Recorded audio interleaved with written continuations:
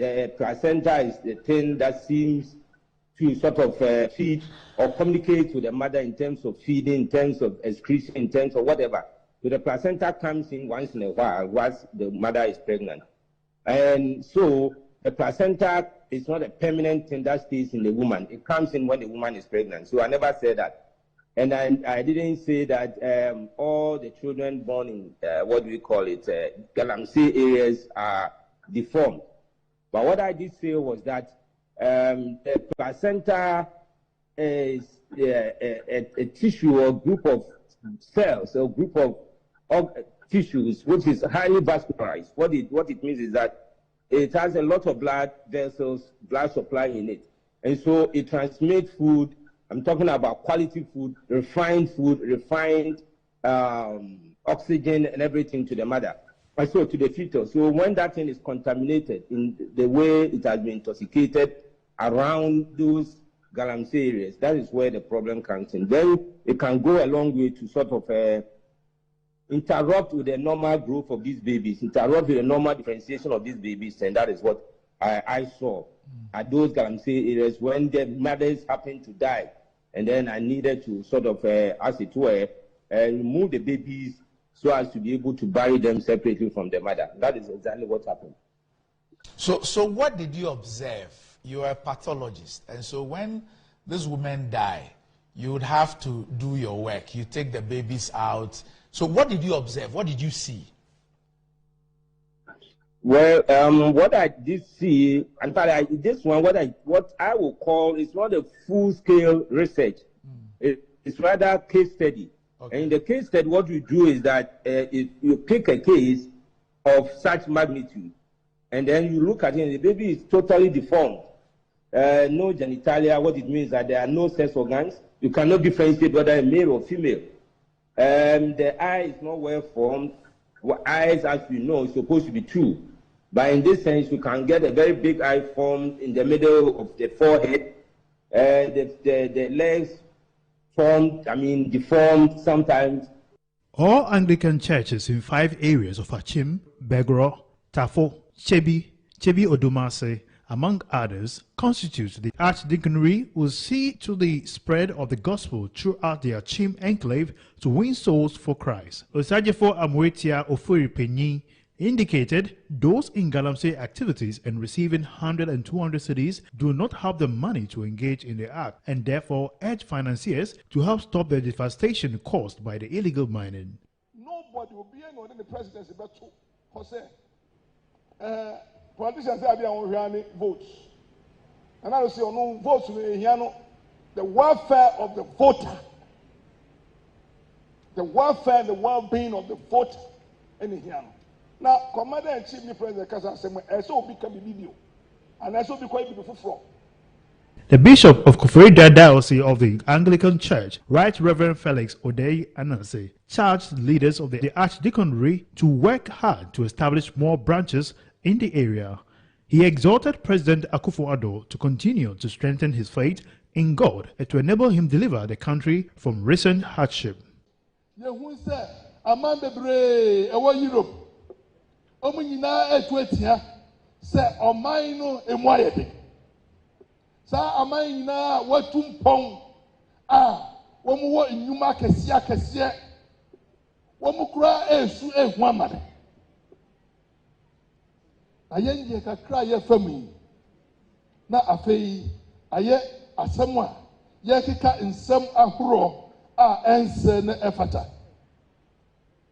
miniano Mama ye jidie wo onyankopon mu. Ye jidie wo Awurade mu. Na ye si ye e Christopher dia. Ye nkoto danyim ye mompaye. Na ye nsu mfra ye nyankopon. Se nyame omma omampanyin ni na boafo akwankyere na omfa nsesa ne mfama yen. Addressing the congregants, President Nana Addo Dankwa Akufo-Addo urged Ghanaians to continue to trust in his government as he will soon deliver the country from its woes. This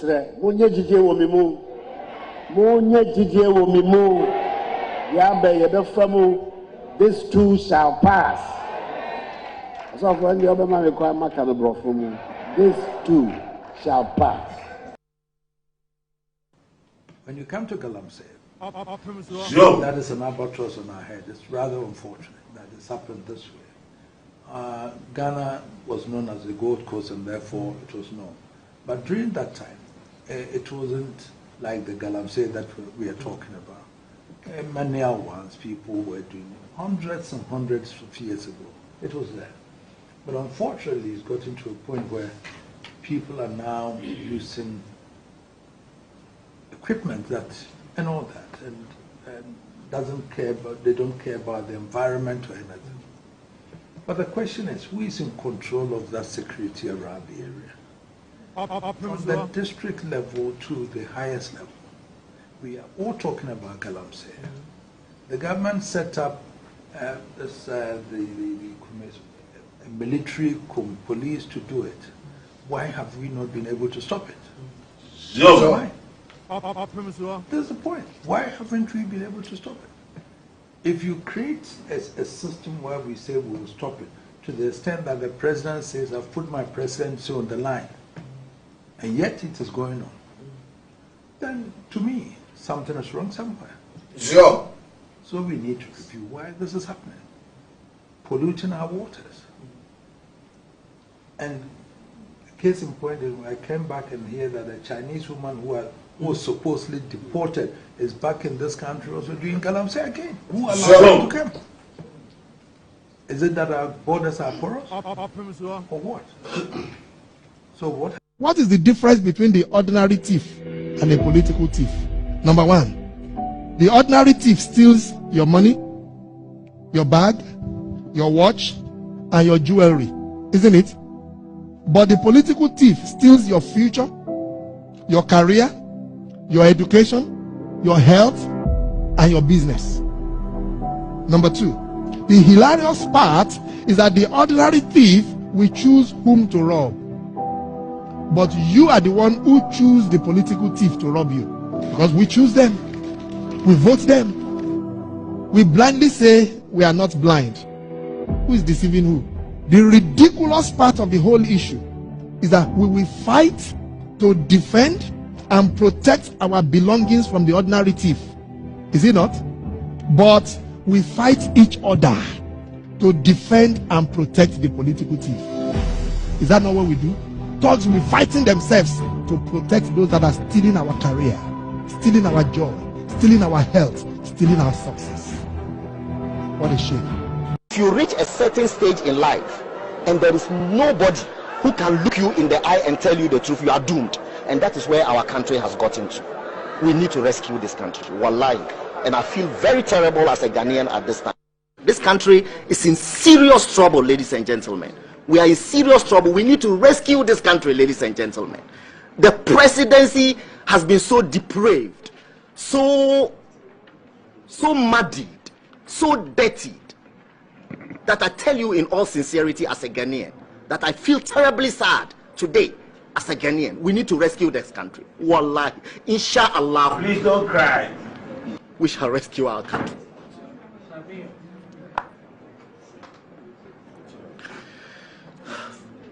Government is broke, government is broke.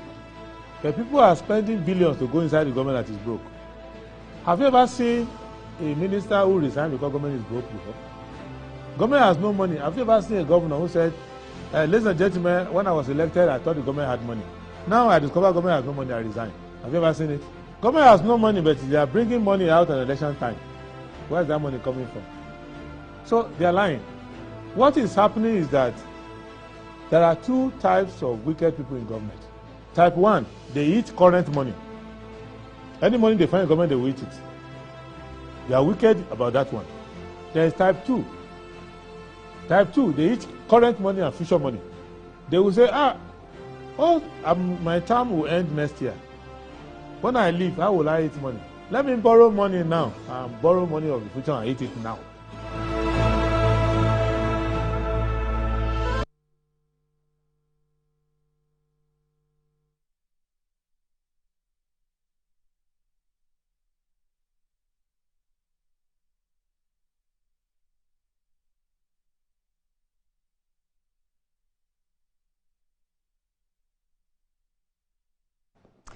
All right, welcome to the program. It's Good Morning Ghana. My name is Ania Frampo. We're live from the studios here at North Ridge. Well, some of you are talking. Please, what you are saying is coming into the studio. I can hear your voices. Okay, thank you.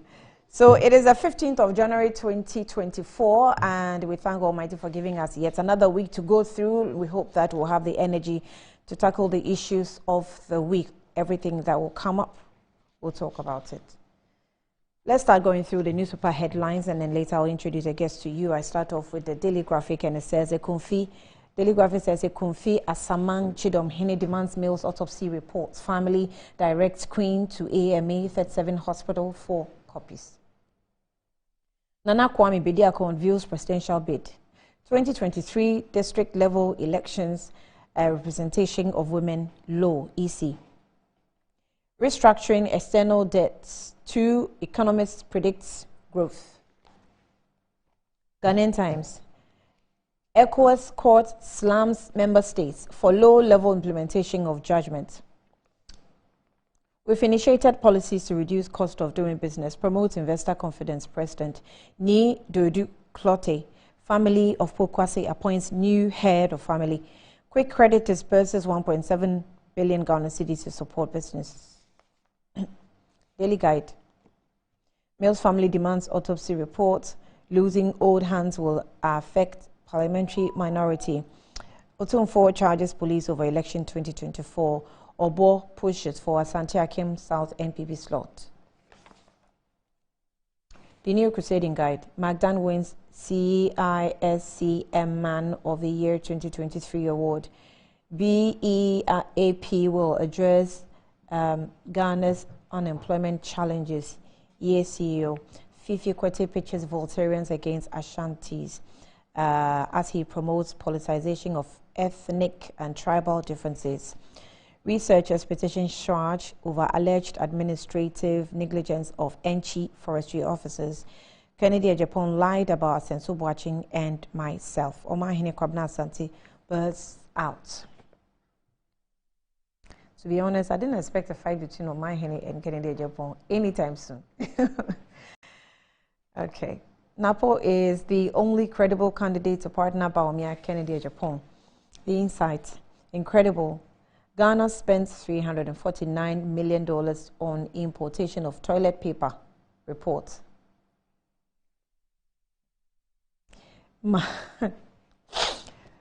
I'm sorry if you haven't had breakfast this morning. Mahama, he promises to scrap 1% e-levy tax. Genocide as pattern and policy. ICJ hears South Africa's case against Israel.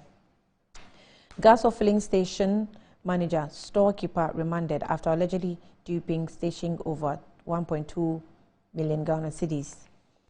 Ni Dodu Clote family appoints new family head. The Informer, election 2024, let's pursue peace, Otumfor urges nation. Mosquito chased away as NDC unity meeting turns violent. And in this issue, Ye tackles unemployment, introduces program to lift up businesses. It hasn't tackled unemployment. Sometimes your headlines are very misleading.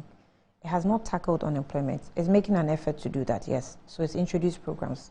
But unemployment has not been tackled. VAT on domestic electricity consumption will worsen plight of consumers public. 2024 polls shouldn't divide Ghana. First Sky Boss. Good morning to you, Mr. Sedi Kutoche. In search of Bawumia partner, Napo tops all, Kennedy Japan. On patients' medical bills, CAF appeals for assistance. The Inquisitor, unveiling the veil, murky agenda against SML. 10 million Ghana cedis set for distraction work. National security probes into fake contract. Kennedy Japan and MPP running mate Napo is the only credible person to partner Bawumia. Multimedia's Omahene disowns Akompreko on Asenso Boache. Magdan is CISCM Man of the Year for 2023. And the top right corner, Professor Jempo, crusade against corruption must be driven by competence, sincerity, not hatred and ignorance. The Herald. Ghana's overstayed army commander blocks military shake-up. Akufo-Addo's ex-aide de camp lies in wait. Years beep to tackle unemployment crisis in Ghana. CEO. Now this is well written. Kennedy Japan hits Asenso Boachi, ex-Chief Justice, with state land grab. Underutilization of Kokobo's $600 million syndicate loan raises concern. That's for the Herald newspaper. The Statesman, Fifi Kwete election in Ghana is an Ashanti Ewe affair. Under pressure, Odan MP aspirant resists intimidation to withdraw. Mahama Haruna supporters at war. Asedun Ketia chased out in Tamale NDC turmoil. Feeder, we want female running mates. Obo courts support for Asante Achim South MPP. The Daily Searchlight.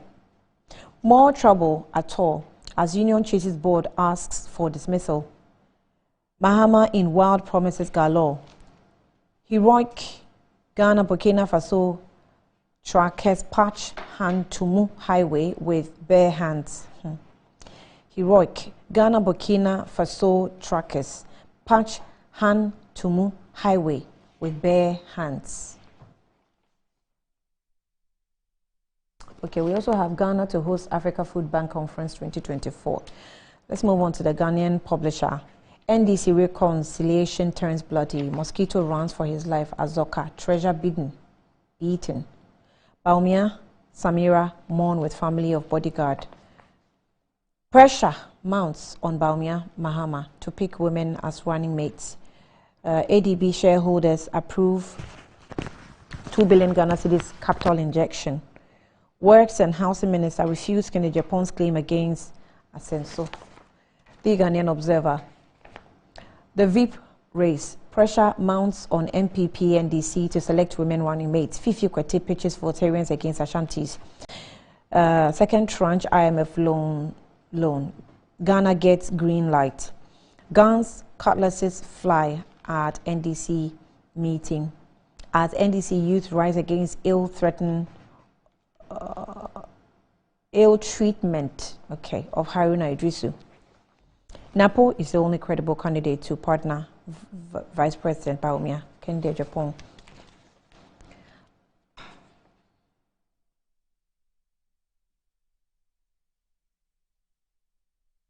The Punch, Unity Oil CEO advises youth to make 2024 election violence-free.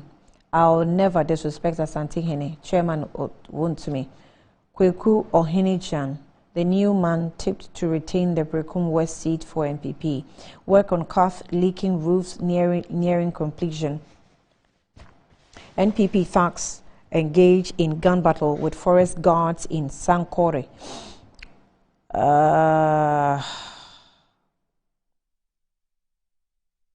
Medimafo Herbal Clinic, best herbal clinic. Okay, that's so advertisements. We have Daily Post. We won't sleep until Jean Mensah declares NDC as winners of election 2024. John Mahama. Indelible ink matter. MPs 7 days ultimatum to the EC expires tomorrow. AFCON 2023 Cape Verde stun Ghana to top of Group B. One dead in pile up involving convoy of Samira Baumia. Okay. Okay, those are the headlines that we have. Well, one that didn't really capture or make it to the front pages of the various newspapers, except for this one I just read, Daily Post, as the Black Stars. To be honest, I don't know. I don't know how you feel about the Black Stars. Is it a team problem, or is it a coach problem, or is it a country problem, or what's the problem? I don't know. Let's take a break with a guest.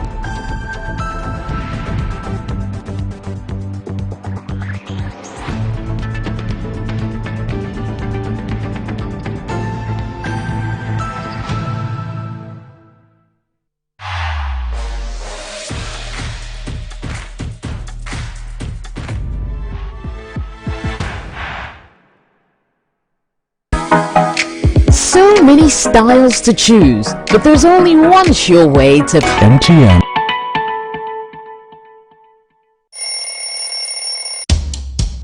Anti-cavity, gum protection, brighter teeth, and fresh breath. I'm a fair missy way. Prepare bantama. Machasi.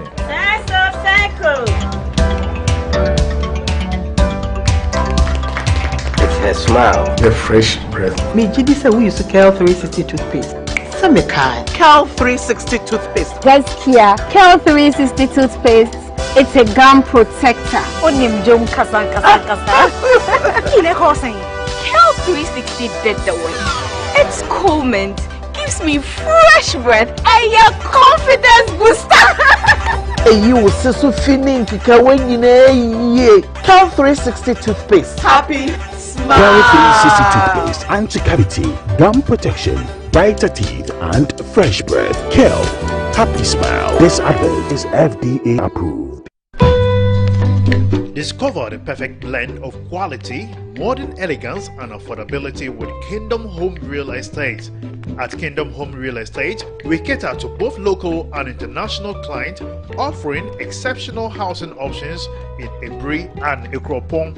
Our properties are conveniently located, providing a tranquil atmosphere, top-notch security, and essential amenities such as electricity, water, and backup generators. Our strategic locations offer easy access to popular tourist destinations, all within a 30-minute drive from Accra. Visit us in Ikropong right after the Latte Junction, or in Ebri near the Ebri Girls Senior High School. Alternatively, you can reach us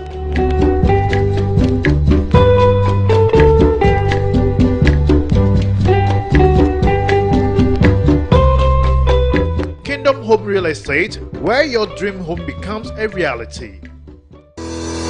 Enjoy the fruits of your labor, they say, but as humans, aging and physical infirmity stands our way of enjoying our mansions and homes. It often becomes challenging, if not impossible, to use our stairways day in, day out. With portable American pneumatic vacuum elevators, PVs, you are assured of unlimited enjoyment of your mansions and homes. It's a self-supported elevator for vertical movement of humans and goods at homes and offices. The original comes in 3 custom-made models with wheelchair accessibility. Call it luxury, but it's a necessary imperative for vertical mobility. Do not let aging or infirmity limit you. Get one for your easy vertical mobility at home. It's affordable and can be installed in just 3 days without modification to your existing building. It's however easier to incorporate it at the construction stage. We also have traditional Fuji elevators and escalators for your high-rise buildings and malls. Visit Lifts and Elevators Company Limited at Sakumono for your elevators nationwide. For free consultation to call or WhatsApp us on 0200-535-515. Lifts and Elevators, the elevator people. We are back bringing you the latest lineup from Betway. Betway starts strong with their front 2 with Free Play Friday and Swipe Bet. In the middle, you've got all the control with Cash Out and Build a Bet. Plus, with Win Boost, you can boost your sports bets. At the back, they have Smart Picks and the Partial Daily Jackpot. You always get way more with Betway. This advert has been vetted and approved by the Gaming Commission of Ghana. Bet responsibly. No under 18. Terms and conditions apply. Betway. Get way more.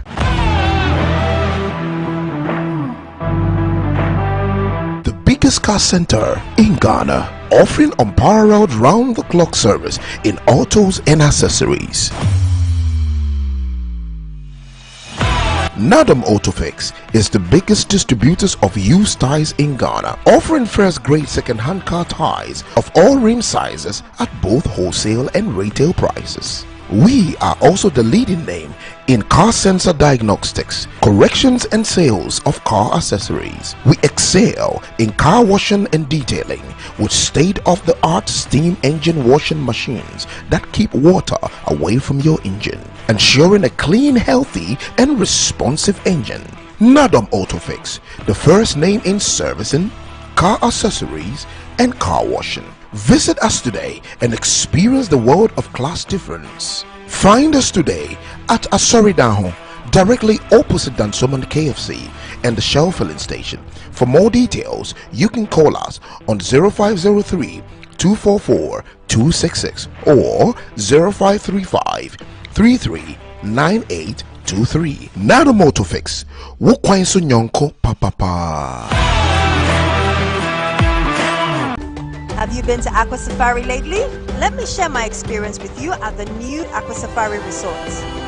When you arrive, you're greeted by warm smiles and introduced to your 24-hour butler who already has your itinerary sorted. Enjoy water sports activities like jet ski rides, kayaking, water sliding, flyboarding, and castnet fishing. You can even have your lunch here on the boat cruise. Experience horseback riding, tennis, and some golfing amongst a host of other activities. Let the tour guides take you through the sceneries of the Volta River, the mangrove forest, the friendliness of the animals, local and exotic birds, while you pet and feed them. You can have this large space for your conferences, corporate retreats, and so many activities as part of the package. We chose to have our breakfast with a beautiful sunrise right in front of our cabin. We had an amazing experience and I can't wait to return for more. Visit Aqua Safari Eco Resort in Ghana, bringing you closer to nature.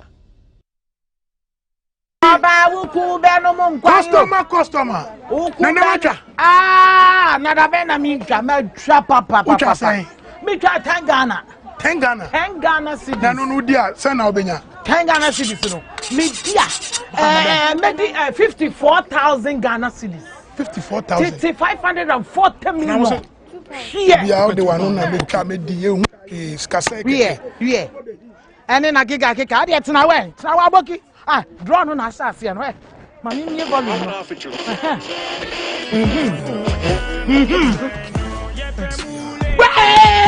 Customer.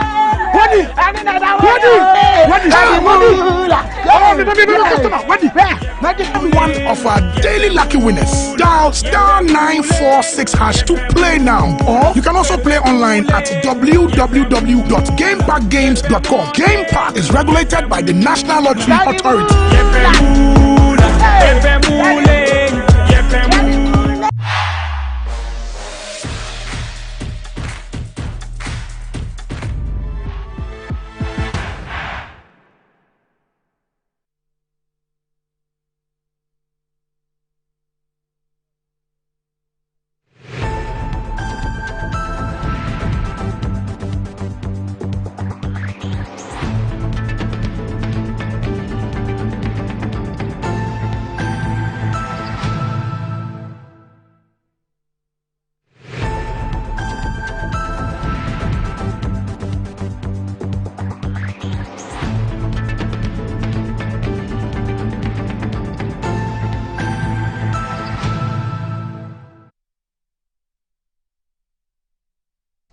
All right, you're welcome back to the program. It's Good Morning Ghana. Let me just quickly take you through what package MTN has for us this morning. It says that imagine getting rewarded for something you already do every single day, and that is, engaging in Momo activities. So MTN says that the Momo season is all about it has something for everyone. Download the Momo app on the Play Store or on the Momo app, and then use Momo Pay for your day-to-day transactions. To the merchant, either to the QR code or merchant ID, and stand a chance of winning 1,000 Ghana cedis weekly and other amazing prizes as well. And it says merchants are also not left out of the reward. You receive payments and win. Keep using the Momo Pay on Momo app and get rewarded. There are lots of exciting prizes for everyone. So go on to the website. It's www.momomerchantapplication.mtn.com.gh. Okay, I'll take that again. momomerchantapplication.mtn.com.gh for Momo, for your Momo account today. So it's a Momo season, so just join the Momo Pay. Terms and conditions, of course, applies. Now, Kel Kids toothpaste is also available on the market for your children. If you're finding it difficult to get your children to brush their teeth, that's where you have to go for the Kel Kids toothpaste. It becomes difficult, for them, and always resists you helping to brush their teeth. But with Kel, it's flavored with strawberry. So they develop the natural flow and personal attitude to brush their teeth themselves. Kel Kids also It's for children between the ages of 2 and 6. Protects the gums and prevents cavities in their teeth. And it's also a product that has been approved by the Food and Drugs Authority. Now, Lift and Elevators is also making sure that it's reminding you of the service I have to provide. It's ready to install some elevators in your home just in case that the fruit of your labor is not being enjoyed and infirmities are, hindering your progress. Get Lift and Elevators. It will use 3 days to install and also can transport your goods as well at home. Lifts and Elevators at Sakomon, or call them on 0200535515 or send them an email to elevators@gmail.com for consultations and the best solutions in vertical movements. Now, I said that you just came back from the holidays and so I don't know what you took into your system. Now, Amin Alternative Medical Hospital is available for you, and it says that it's a one-way, it has a very special way to cure ailments through alternative medicine. And it also, Amin Alternative Medical Hospital, when it comes in, it is the best medicine hospital in Ghana today, and for all your health consultation, counseling, physiotherapy, homeopathic medicines, Amin Alternative Hospital is the best for you. They have the best medical practitioners from KNUSC and the state-of-the-art medical equipment created for your need, and also can diagnose the most obscure ailments and take care of it as well. So Amin Alternative Medical Hospital is at Klagon on the Lashibi Road near the underbridge. From Monday to Saturday, they operate from 7 a.m. to 5 p.m. and Sundays they operate from 11 a.m. to 3 p.m. Call them on 0207-229-505 or 0244-227-192 to book your appointment. Amin Alternative Medical Hospital. God is your healer. Okay. So you're welcome to the Fresh Week again, and I think this year, the first time I'm hosting the ladies. So let me welcome them into the studio. Joyce Bar Motari is the aide to former President John Dramani Mahama and a member of the NDC. She's here with us. Good morning to you, and you're welcome. Good morning. Happy New Year. Many, many happy returns. Happy Good New Year. morning. Good morning. And thank you so much. Good to see all of you. You were in Volta region last week. Volta region last week, Upper West region, and I arrived very late yesterday. So only you actually would make me come here this morning. After your persistent phone calls and deliberately sending all those video calls my way and then claiming they were inadvertent. Strangely enough. They were just mistakes. There's so many young and promising individuals out there. So we're trying to take a little back seat. You know what I mean? It's not possible. We're also growing old now, so time for us to take a little chill break. I don't want to ask questions that will be deemed rude on TV, but no, please, it's not possible. I'm proud of myself. I was able to drag you into the studio. Stop harassing me, you know. Do me a favor. I'm also proud of myself of being able to drag another person into the studio. Dr. Antoinette Chibodaku, Deputy General Secretary of the NP. We also say you're also growing old, you have to take a back seat and all that. What's all that about? It's not about just going old and taking a back seat, but Joyce and I were discussing how you have lots of growing young communicators, women, and I think one of the most emphatic thing about doing this is the fact that you're able to mentor and bring other people to follow in your footsteps, and that means you must give them the space to also grow. You sit back, you watch them. Every now and then I've told you I will come, definitely. But you want to give them also that shine. It's important. So what's this one day, Monday morning, that both of you are crying just because you woke up early in the morning? And why? Because we've been traveling. It's okay. A lot. But the young people have been traveling. We've been working very, very hard. But you know, also the one thing that's also good is that you work with them.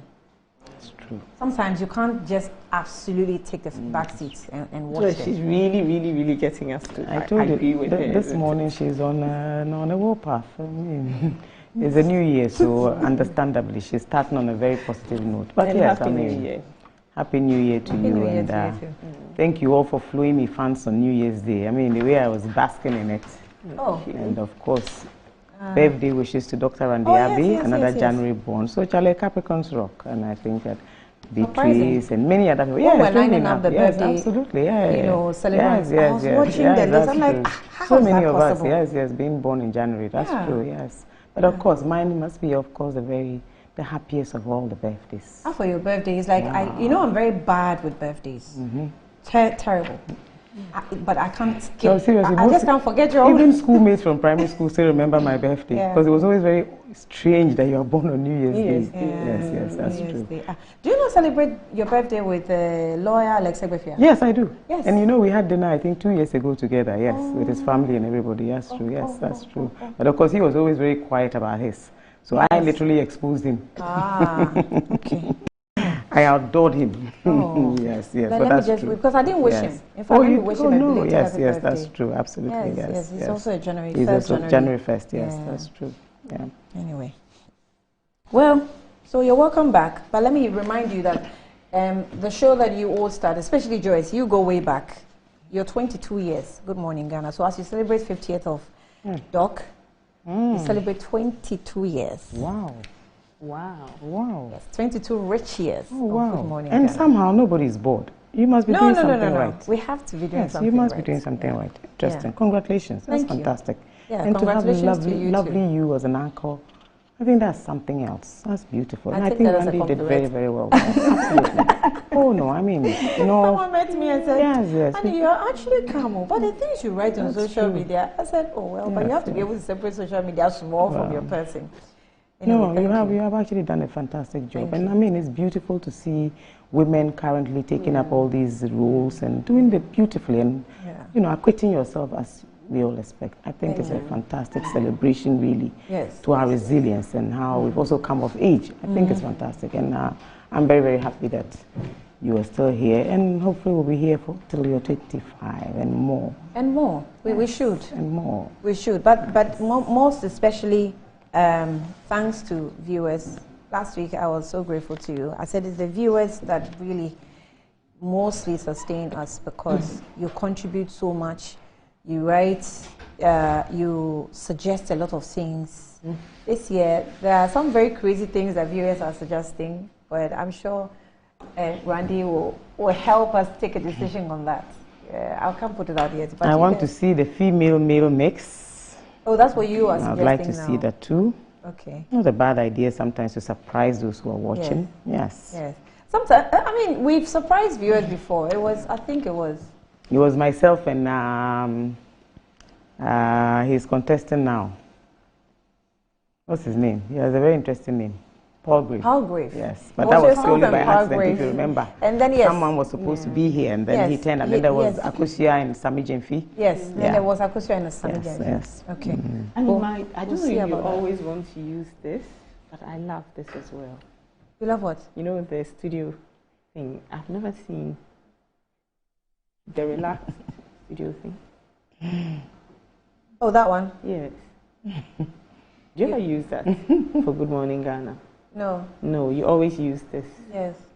Unless we're doing a different set. A different set. For a different program. Usually like a one-on-one, which Bridget Otu hosts. Okay. So it's a face-to-face type of thing. Okay. Yeah. So if you're doing a low couch type set or seats type and of then set. you use that setup. Okay. Because every time I walk in here, I'm tempted to sit there first. Hey, this lady, she's strange. Can you imagine when she's sitting there, she's just pointing at something else off the set crap. Anyway. So, as we mentioned women, it's something that I cannot, go past it. Last week I wanted to, but I didn't have a lot of time. Pressure mounts on Baumia Mahama to pick women as running mates. This is captured on the front page of Ghanaian Times. Ghanaian Observer says that the VIP race, pressure mounts on MPP, NDC to select women running mates. We have Statesman said, FIDA, we want female running mates. Sorry, it's not part of it. So a number of the papers have actually captured it. It made it to the headlines because the noise actually started last week and the women have been pushing that we should go for female running mates. Let me read from the publisher. It says that Nanekua and Asamoah Bia the first, Bretio, Tufahima of Ibri has strongly advocated for the inclusion of women in the high political offices, specifically pushing for the selection of a female running mate. Nanekia highlighted the critical need for mixed gender leadership in Ghana. She urged Ghana not to miss the golden opportunity to select a woman for the position of running mate, a move that will not only break barriers but also set an example for future generations. I believe women's issue will be sustained in our development agenda when we have the number 2 position occupied by a woman, stated Nanekia. Female candidates to secure more seats in the upcoming 2024 general election. Well, that's a strong point. FIDA emphasized that the need for the greater female representation in governance structure and the parliamentary position, citing the persistent underrepresentation of women in Ghana's parliament. I don't know, but I think I want another angle from the Ghanaian Observer. Let me check page 10 of Ghanaian Observer, and it says that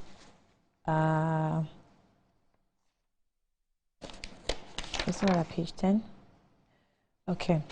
Observer says that the International Federation of Women Lawyers, FIDA, has urged political parties in the country to consider the selection of women in their running mates ahead of the 2024 presidential elections. According to FIDA Ghana, this is to ensure that the end of the election season, no matter the party that comes out victorious, it will have a woman as vice president. This FIDA believes will ensure greater female representation in Ghana's governance structures and further encourage more women participation in the country's political space. The Federation bemoaned the underrepresentation of women in the country's governance structure and political scene.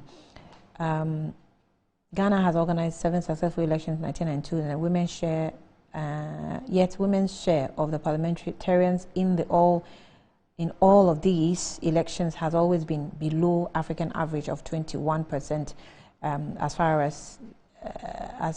less than the UN recommended of 40% minimum threshold. Okay. Let me just go to the guests and then allow them to have a bite on that. Joyce, I think I can start with you, right? My question really is, I try to read from different papers so I get different angles. For a strong point, I think women are fighting for more representation, but in my opinion, the points are not as strong. I want to see points like, when you put women in positions like these, this is the results we got, and that is the reason why we're telling you that when you put in more women, we can do the magic. It's not that UN standard is 40%, and so if we have 20%, then it's too small. You know, that kind of argument to me is weak. Right. So maybe you can. Well, thank you very much. A very good morning to you, Annie, and good morning to everybody else. As you indicated clearly earlier, our flag bearer, Mr. Mahama, has actually been on the Building the Ghana tour for the last few months. In the last few days, he's been actually in the Volta region, considered the World Bank of the National Democratic Congress. Indeed, I'm sure you can tell that when you look at the crowds that gather to receive Mr. Mahama, you'll find that many of the persons who are in these crowds are usually women, and many young and old, all levels of women, basically. You know, walk into each room, you'll find the female representation across the spheres of this country has actually improved greatly. The biggest challenge over the years has been the representation at the level of decision making. Indeed, when you look at the last census that took place a few years ago, women now actually constitute over 52% of the general population. Our 1992 Constitution itself talks about representation of females at all levels. Indeed, all of our political parties have always championed the efforts being made to increase the number of women at the decision-making point. You look across all the spheres, look at the media landscape, for example. I believe that women are doing a yeoman's job in terms of being leaders of these institutions, managing these institutions, occupying very interesting and sensitive positions, largely based on their competences. You look at the banking sector also, another area where women have actually started to rise very quickly, and doing literally very, very amazing things. And it's something that we ought to commend. We've had women at various levels. Come to the political sphere, and you'd have women who served as Speakers of Parliament, as Attorney Generals of Ghana, as Foreign Minister, and various categories of leadership. That is also commendable. What we now want to see is a step further, where we have a female flag bearer of any of the political parties that we have, be it the National Democratic Congress, the New Patriotic Party, and what have you. Indeed, let me this morning commend Mr. Mahama for showing foresight, the vision that one way or the other, this country, like Nkrumah said many years ago, has always been prepared for women at all levels of leadership. We have Ghanaian women serving at the highest levels of the United Nations. We've had them in diplomatic circles, working very, very hard and being commended for their roles in the capacities that they hold. Indeed, what we need to see now is more action from the women themselves. Look, a few years ago in 2020, when Mr. Mahama went out there to nominate no meaner lady than Professor Nana Jane Opoku-Agyeman. I think for many of us, whether soft or hard feminists, advocates of everything women or female, it was actually a step in the right direction. It actually exemplified the vision that this man possesses, the futuristic outlook that he also has, and then also that he is also very progressive. Note the social democratic governments have always been known for their penchant for doing things differently. For a party like the National Democratic Congress, one of the largest opposition parties in this country, to go out there to nominate a female running mate was not necessarily an easy thing. Even though it was born out of research that there was enough data backing the fact that Ghanaians were ready, we struggled to get the applause that it was required to get.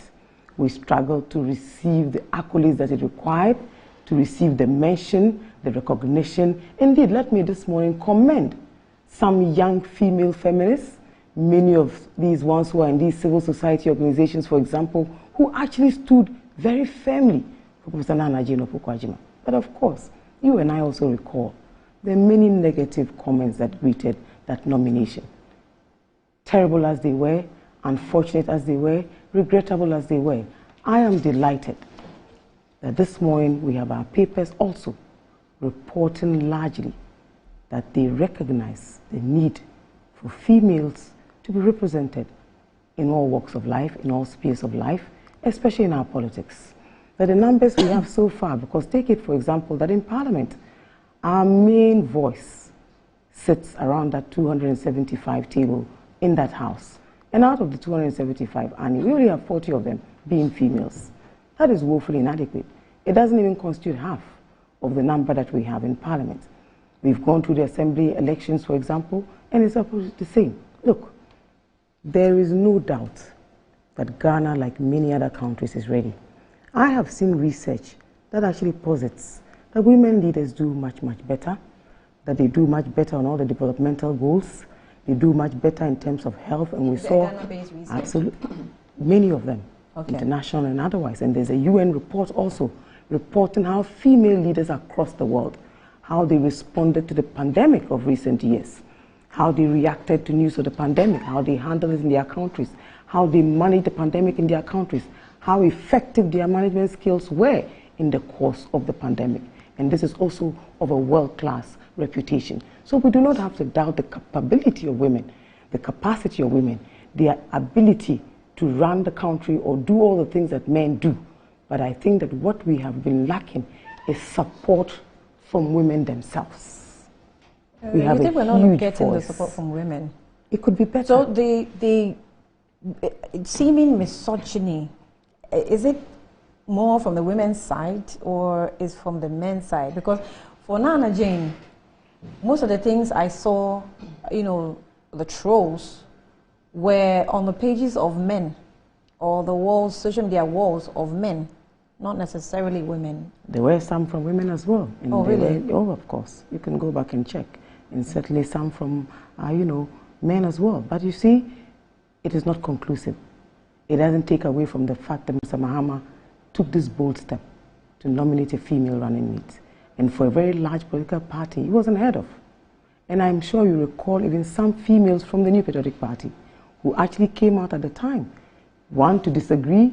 Two, to indicate largely how they themselves had hoped and wished that in 2020, for example, that President Akufo-Addo would have gone out there to nominate a female running mate, if you know what I mean. Yes, we've had the other political parties, the smaller political parties, that had Madam Eva Loko. Then we also had subsequently Madam Biji Jogbenuku. These were fantastic opportunities, you understand, to give women a voice. But I think that the boldest yet is that by John Dramani Mahama in 2020. And look at the example that Nana Jane actually is. An academic, a professor of many years, the very first vice chancellor of a public university in Ghana, a woman with enormous international repute, and a woman whose integrity is impugned. But if you recall, there were even criticisms that where has she been all these years? Where was she in the fight for the causes of women? What other cause can you want to see other than a woman who leads the empowerment, the empowering, and provides guidance in terms of leadership in one of Ghana's foremost public universities? She had been a lecturer for many years before she was even recognized and elevated to the position of vice chancellor. And she carried out that responsibility beautifully, creditably, to receive many accolades and international recognition for her role in empowering and educating persons in the University of Cape Coast. So this was not a woman who was not qualified, for example, to stand even as president in her own right, if you know what I mean. But I actually believe still that the response at the time was not as loud as I expected to hear, that the reception was not as loud as I wanted to see, that the news, maybe because it was coming from Sir Mahama and the NDC, people struggled even to acknowledge it. And people even at some point even started to call it a certain type of tokenism. But look at the stature of Nana. Look at the personality, the persona of this woman. Look at the embodiment of a humble woman from commander who rose to the level of a vice chancellor. And look at the female examples across the country in various capacities. They have shone the light on what women can do in every sphere of our life. Look, go even to Agrek. Many of the females are the ones who lead our agriculture in many of the farms that you see and hear about. They are not just hewers of wood. In most of these places, they lead these environments. Look, Annie, Feeder's call is a timely one. I hope it is not because they are championing a cause for any particular individual, that it is in the generality of what I have always believed in, that they are actually coming on board finally to add their voice to call on political parties to do the needful. But the light has already been shown, and that was done by John Mahama in 2020. I don't think that there can be any history better than that. There can be no toast higher than that. There can also be no way that anybody can belittle that contribution of this great woman to the success of the NDC in that particular election. Look around you. We've had females in the Electoral Commission, we've had them as Attorney Generals, we've had them as Speakers of Parliament, and for many years we've had many in the judiciary, for example, who have been female. The Chief Justices for the last few years have been female. They have led very, very beautifully in all the categories. Research also posits that when it comes to management, and I think Margaret Thatcher, long before this research, put this very, very beautifully, that the woman micromanages her whole life. And so when she finds herself in an official capacity, they do even better, because they're able to juggle, they're able to manage, they have various compartments. The best part also is that that gift that God gives to women, they are able to nurture in many ways. And look at the contribution that Nana has made to the many young people, women in particular, across the country, not just in the NDC, but in other political parties as well. I watch how she interacts, I watch how she supports. People can go to her with any number of problems. And funny enough, she's one of those people. All you have to do is approach her, and she has a very warm and welcoming smile. She actually resonates with a lot of people across the country. These days, you find that every time you meet young people, oh, you know, Auntie Joyce, please make sure that we retain Professor Nana. I mean, what is Professor Mahama? And I said, don't worry. Mr. Mahama has indicated that he will communicate his decision in February. We all look forward. But yes, we do hope that we will repeat this feat. Are you also faced with other potentials in the party? Well, there are many of them that we can choose from. Don't forget that as a party, the NDC has many, many women across all ages and levels. And so he has a wide gamut of people to select from. But be that as it may, we want women who are able, women who represent us effectively and beautifully, women who champion the causes of other women and do so effectively, women who have an exemplary lifestyle, an exemplary work ethic, an exemplary track record in terms of their integrity and managerial capacity. It should not just be for the sake of being born a woman, but it must be for the fact that this woman is a capable pair of hands, and that at any given time, she can run the affairs of this country and run them effectively. You know, look, not because I work for John Mahama. As an individual, I believe that he has always believed in the cause of women. I tout myself as an example. Not necessarily very, very well cut in terms of politics, but he took the risk on me. I have grown over the years, I have developed over the years, I've actually built the politics into my career, and I think that I've done and navigated it beautifully. Not because I'm necessarily female, but because I'm also capable. And I think this is what we're asking and looking for, that we must work towards the capabilities.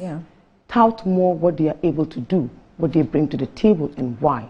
Not just the other things that people dwell on. Look, beauty is great. Beauty is fantastic. We overrate it. Competence, a certain intellectual capacity, a certain acumen, a certain knack for humanity and what to do for humans, above all, a personality that is unifying and welcoming in terms of what politics it is you are coming to do. Look at some of the females in Parliament, for example. They do a fantastic job. The causes they represent, the things they do for other women who are not necessarily even within the political spectrum. They bring enormous wisdom to bear even on the places that they serve in. We all heard about when Madame Siadapa's issue happened, how people were very disappointed. It wasn't just women, it was men as well, because we have always perceived females as the types who do not do certain things. And so it came up as a huge surprise. I remember in Ethiopia, for example, when they went out and nominated half of the cabinet as females. What was the reason? That they are rarely corrupt, that they are very, very capable, that they are also able to undertake their duties with enormous decorum and humility. So sometimes there are many factors that women bring to the table beyond what we think. And yes, I agree with you, that we want to see not just what the UN says or what some research says, etc. Use Ghana as your database. How many Ghanaians mind whether a female is president or vice president? People welcome it. I don't think that Ghana is one of those countries where there's so much sexism that it actually derogates from the capacity of women. You know, I have always worked in a very male-dominated environment. Yes, there's always that thing about men preferring to work with other men, feeling more comfortable to take instructions from other men, and what have you. It is something we deal with all the time. So either you deal with it or you decide that you don't want to take the job at all. But yes, it will still happen. Not everybody will welcome the idea of a female literally being their boss. Some people struggle with that. But I think that we have come of age, and I can see that there's a certain quid pro quo where people are giving and taking. And gradually, you can see that there are a lot of men now who advocate for the causes of women.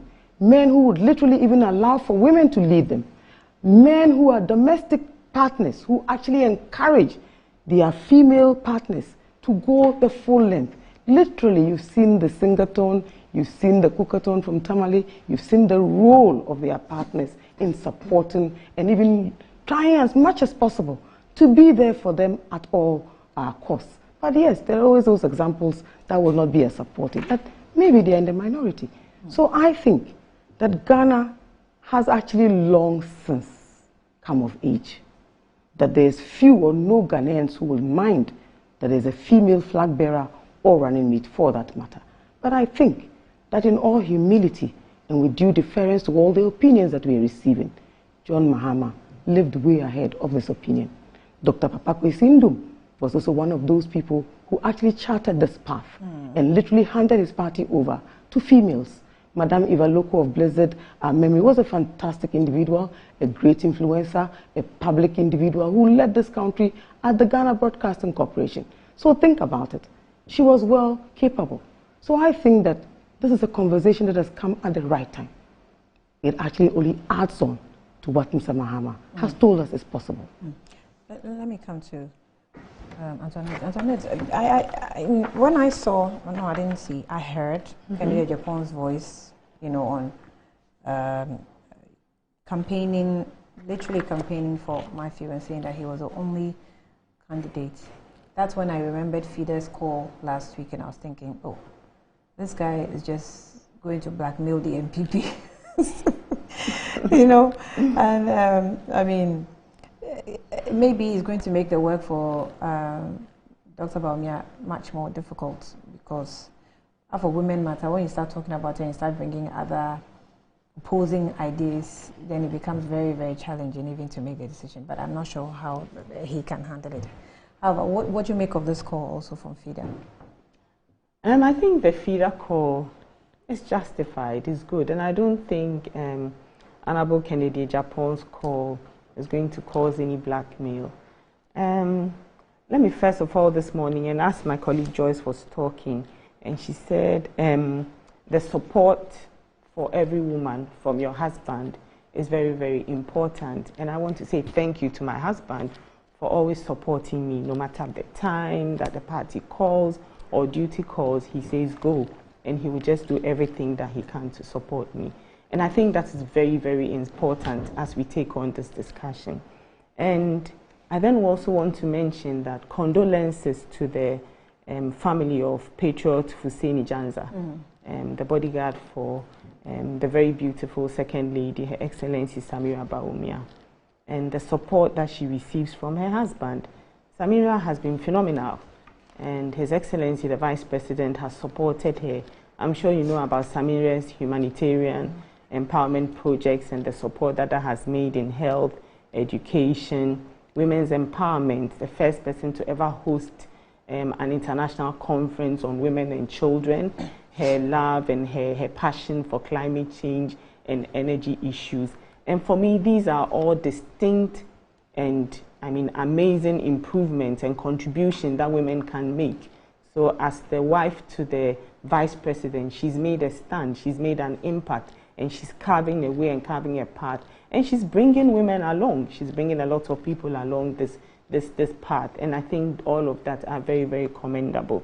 Now, that said, I like how you say that we don't have to specifically concentrate on the fact that the UN statistics is what we are looking for.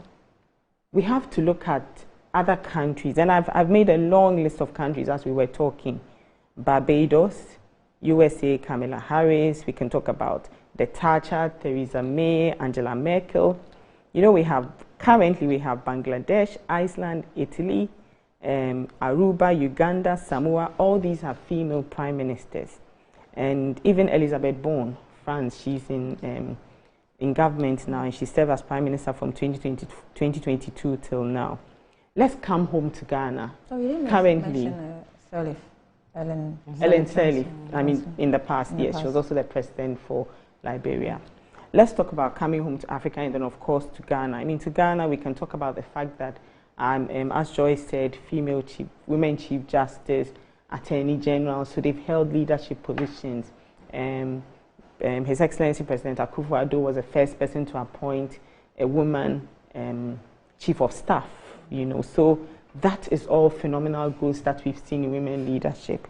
Let's talk about the fact that currently, and for me now I call myself a pracademic, so I'll explain that to you later. But in the academic environment now, we have women vice chancellors. So UG has had its first, we've had UCC had it, the University of Kwame Nkrumah University of Science and Technology, that is all these leading key universities all now have female and women vice chancellors. And for me, these are all phenomenal growths that we have seen in women taking up positions, leadership positions, and moving along. But as you said, Annie, the most important thing is about how we value the leadership role that a woman plays and how this changes our perception in society. Ghana is not a country that frowns on women being leaders. So I wouldn't think that we are going to have anything negative about a woman occupying a position as vice president. I think it would be very good for us as a country. But that said, it also has to speak to the issues that we want to deal with. And for me, I think that one of the most important things is, first of all, growing women leaders in parliament, you know, because I think we still haven't been able to achieve that much. Okay, so I look currently at the orphan primaries that the MPP undertook and the women PCs that came out, and I was very excited that a lot of women PCs won the contest. Yeah. And I see that if they are able to fight and win those seats, it also creates that impact in parliament. And I think for me, if we grow from that level, judiciary, executive, I mean in the judiciary we've seen the appointment of a lot of women judges to the bench, and I think that's also phenomenal. So for me, I think we can't just jump as a country to a vice president as a woman when we haven't grown, you know, the support base or grown through that phase at least to get to there. So it is very commendable that we see a lot of women leaders coming up.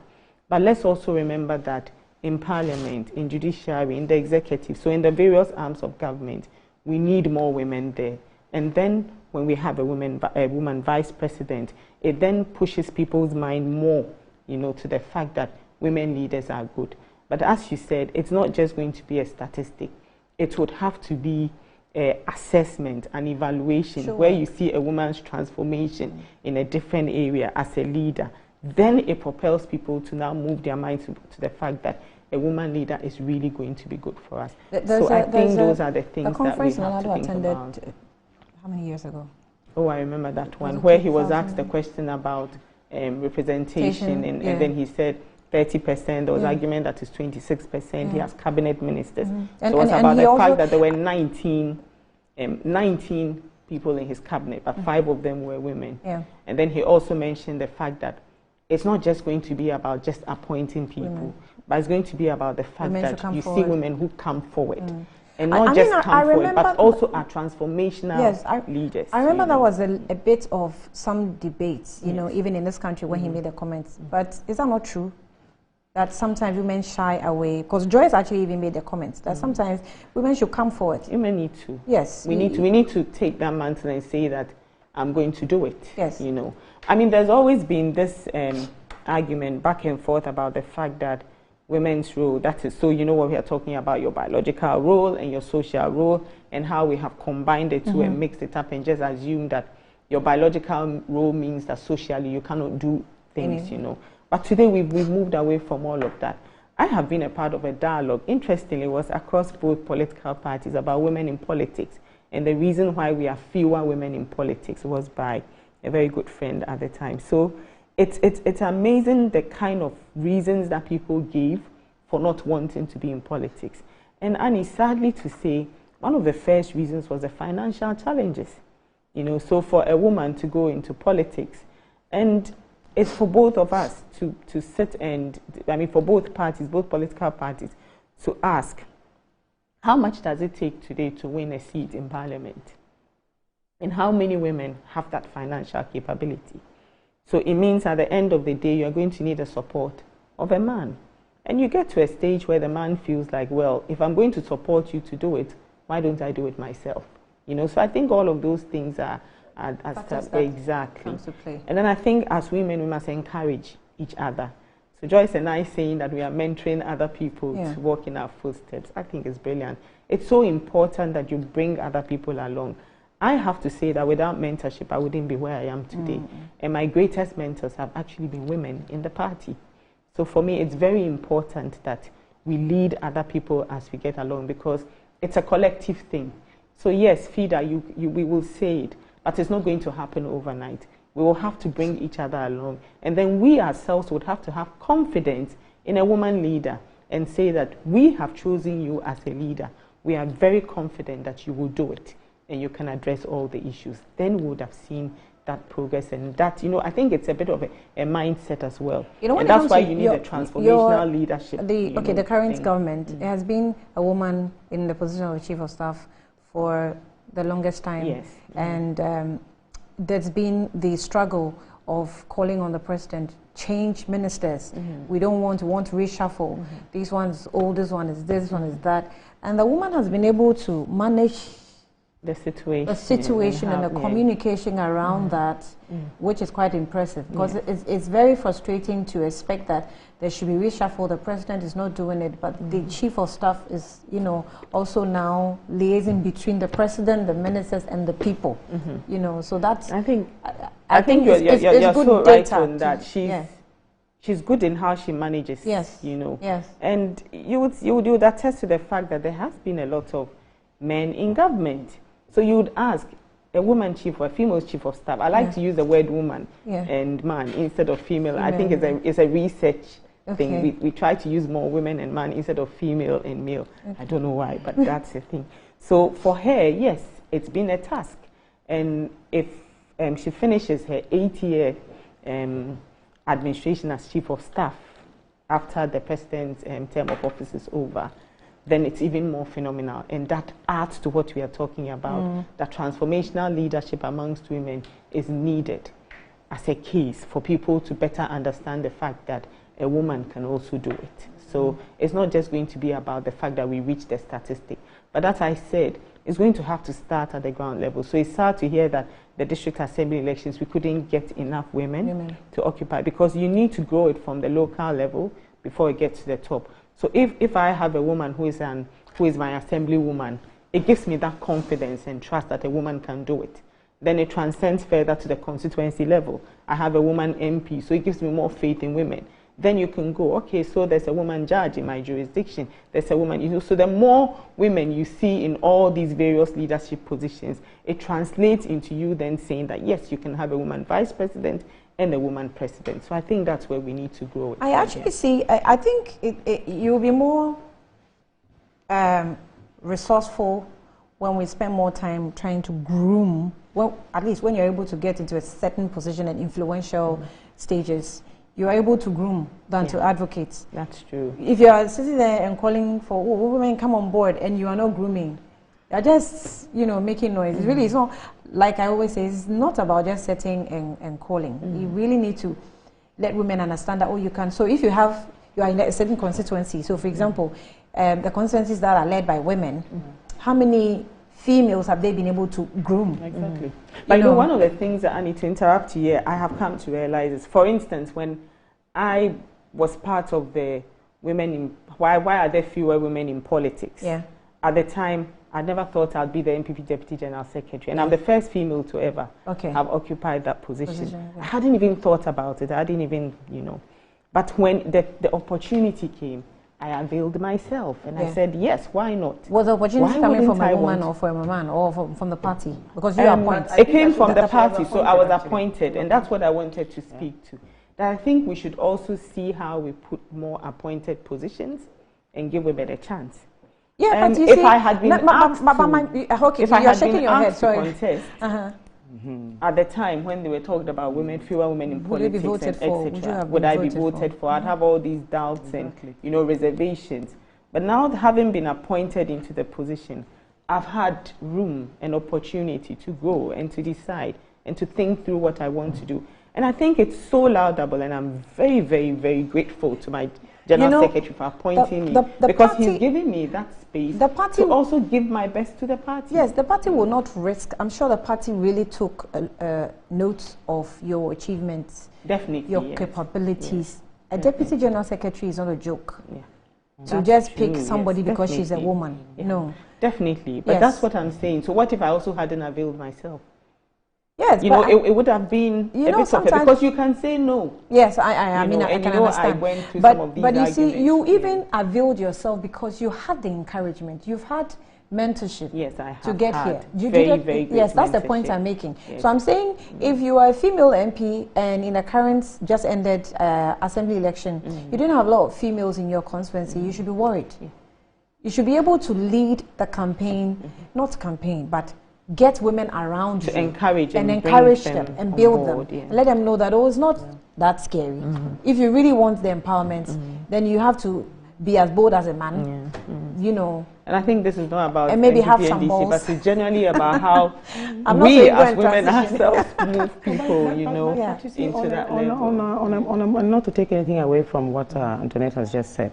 Look, Annie, I have never been in any doubt, maybe because I'm also a professional, that women are capable of doing anything if they set their minds to it. Maybe in some cases they don't get the opportunity, maybe in some cases it's financial, you name it. But just as she's saying, she was actually nominated, appointed, you understand, because they deemed it fit to select a female and not a male. Maybe they must have had a good reason. Yeah. You understand? Not as if she put herself up to run for General Secretary, as we have in our party, where we have a female who ran for Deputy General Secretary and won. That is totally different.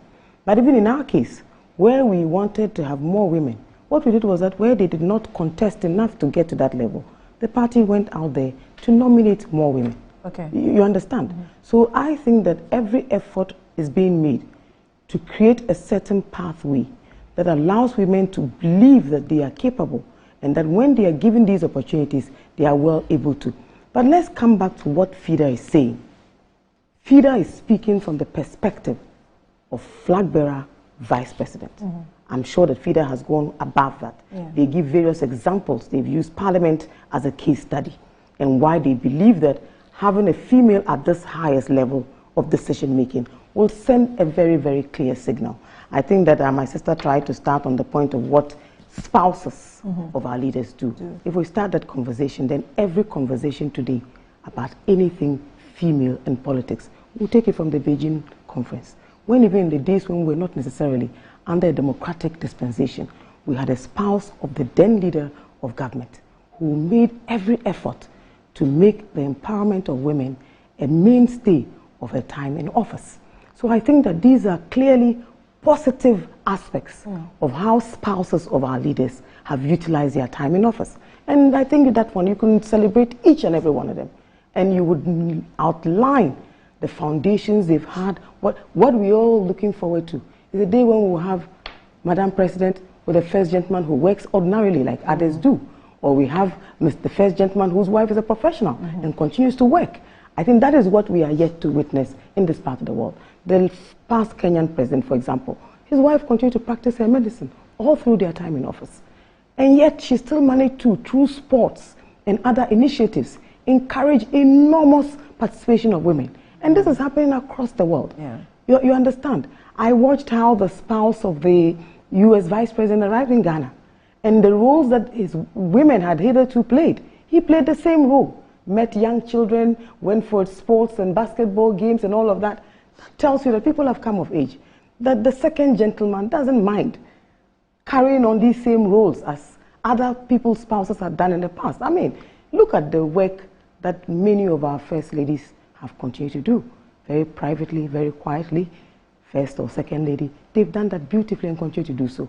I mean, Auntie Odina, for example, long before she came into politics, was always a very dynamic philanthropist. And coming from the location that she actually comes from, there is even more of this need for female examples across the spheres, in business, in marketing, in encouraging, in empowering. I think that on those levels, Annie, we haven't done badly. I agree with FIDA that what we need to do now is have our major political parties go out there and present a ticket that reflects the male-female dichotomy of this country. That is the conversation. And on that score, let me continue to give credit to Mr. Mahama for showing the way. It wasn't as if he received 100% support, but he took it upon himself to ensure that this happened. It has to and start that somewhere. female was not one that was an example of tokenism. She was an accomplished female, one who was even nominated in other countries to serve as Chancellor of universities. So that is the example that we all want. And I believe that it is a call in the right direction, and there's absolutely nothing wrong with it. And all of us, I think that, can represent very capably in whatever category we find ourselves in. But I think the conversation also is about who resides in Jubilee House. And that is what I think they want to call us to do. All right. So there's an interesting development that I probably want to see how it will pan out in Parliament. And that is Abu Jinapo and his wife being in Parliament. You know what I'm saying? She didn't. She didn't pick. I'm saying that I just want to see. but there's a couple. There was a couple like it was coming up. So yes, there was a couple like that in Abidjan. Oh, really? We should just see that. Seriously, I want to see that. In fact, when I heard it coming up, I was quite curious. They are both lecturers at the sociology department. Oh, but that's not the first. There are many like that. Oh, there are many like that. But in Ghana, doctors, plenty. Yeah. So why not? In Ghana, in the medical field, I think there's lots of. But in the political world, I haven't seen. That is the only place that in Ghana we haven't seen. The only pair is the president and the first lady. Yes, and then of course the brothers and all of the siblings as well. But the couple in parliament, I want to see that. But we have couples who are both lawyers, couples who are both doctors. We're getting there. I mean, I think that people should be free to decide for themselves. I mean, personally, I don't see anything wrong with that. No, I don't see anything wrong with it. I really want to see how every woman has a certain personal journey, you understand? Some will get all the support that they require. Others may not get the support necessarily. But irrespective, there are also those who don't have any of the support systems that we consider important, but they still make the best out of it. And they do very well at it. And I think we ought to celebrate those ones as well, who just keep pushing, irrespective of who gives me the support or not. And we have many examples like that. Look, Ghana has arrived. Madam President, Madam Vice President, whatever capacity it is that we want, I think we can and should do. So that's about the only position that we're left with, right? We've gotten the rest. All the presidential president, judiciary, parliament. All of them. Oh, we've gotten it. I mean, we had the Speaker of Parliament, Madam Justice Banfordado, many years ago. She was a fantastic female speaker. We've had various Chief Justices. So we've had all of that. So that's what I'm saying. I mean, on that note, as a footnote to Antoinette's statement about starting from Assembly and Parliament, I think we've gone above that. I think that what we want to see now is the pairing on the tickets as we go into the election. Need more of that. Yes, exactly. Of the local assembly. Absolutely. We need assembly. You said it. Yeah. We need more of that. But it's all a reflection of what do we really perceive, you know. And so don't forget that if there's also are we really acting the talk, you know? So we are saying it, but what is happening at that level not to allow more women to go into assembly elections? Assembly elections is definitely not parliamentary, and it's not even going to vice presidential. So even at that level, why aren't we getting more women? I think we need to ask. We have women vice chancellors, UHAS, UCC, all of them. So there has to be something down there. Why is there a deterring factor? You know, so we need, and for the assembly elections, it's apolitical as well. So shouldn't we have more women than feeling free enough? we like to pretend that it is. It is. Sympathizers. Everybody votes. It's supposed to be. Let's just assume we like to pretend that it is. Then it means we need, you know, to have more women who are confidently saying that, okay, my going there does not tie me to any. So. Okay, we'll take a quick break. When we come back, I think we'll go into the SML debate. There's been an exchange between one MP and GRA, and once GRA responded, then we had to, you know, look into the allegations and the response. We'll be back shortly.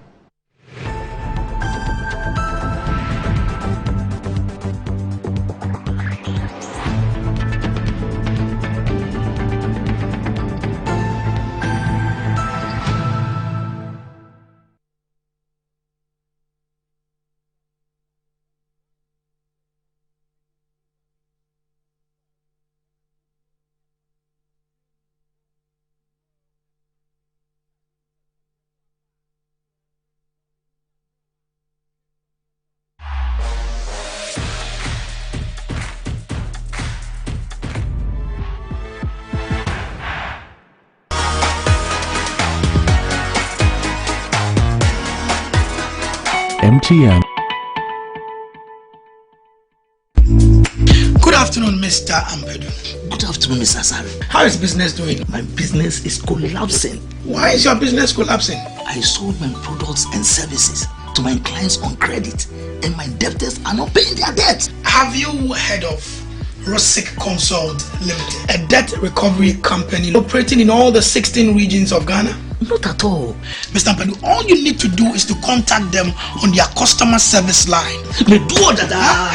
I recommend Rossi Consult Limited, a debt recovery company to financial institutions, businessmen and businesswomen, other companies, and also individuals. Rossi Consult has 98.4% debt recovery rate. We have professional debt recovery managers. You are assured of swift debt recovery. No recovery, no commission. For Rossi Consult Limited, no more write-offs. And we pre-finance the recovery.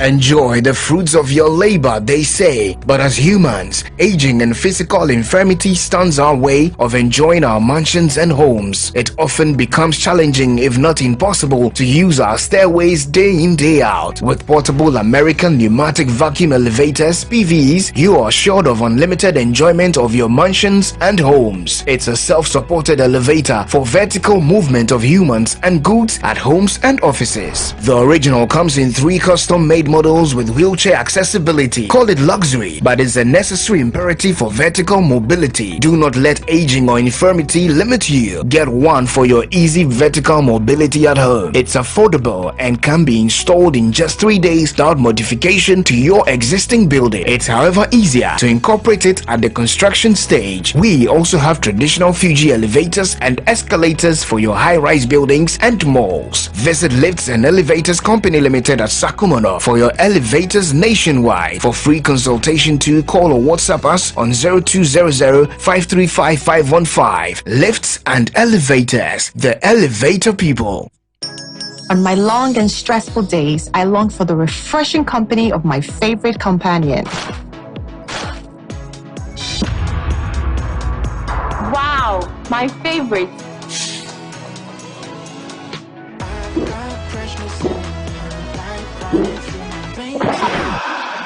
Tomato onions, no tomatoes. Hi. Oh, hello. Please, I need to know the drink you were enjoying earlier at the shop. Sure. Even on Sundays in the market, nothing is for one. Makuma swaji.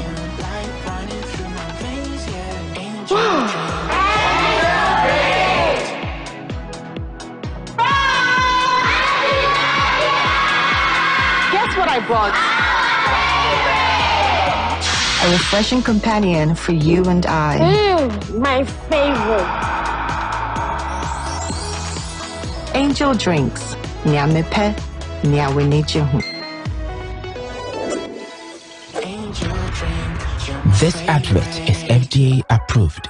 Over 18 years in business, Appointed Time Printing Limited has delivered quality service to some of Ghana's well-known brands. With our equipment capacity, we are able to deliver 1,500 pieces of polo and t-shirts in 1 hour. This is only possible with us. For retailers and wholesalers, we offer for sale high-quality polo shirts and t-shirts in different colors at affordable prices. We have a one-stop shop for all creative designs and billboards, 3D signages, flexi banners, car branding, stickers and posters. Locate us at the old GNTC building near Swansea Shopping Arcade, Accra. Contact us on 0501 454165, 0501 454167. Connect with us on Instagram, Twitter and Facebook at Appointed Time GH. Appointed Time Printing Limited. Our printing is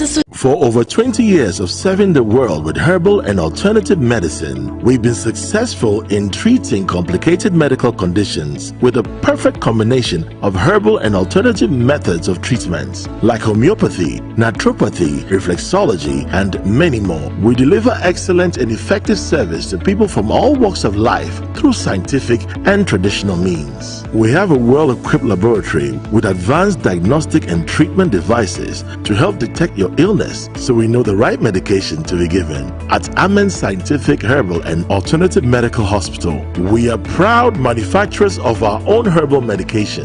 Our zeal and passion to save lives with our patients at heart and outstanding achievements since 1996 has won us several awards. That is why we say, go herbal, go amen. We are located everywhere in all the regions. Amen Scientific Herbal and Alternative Medical Hospital. Allahu Shafi, God is the healer.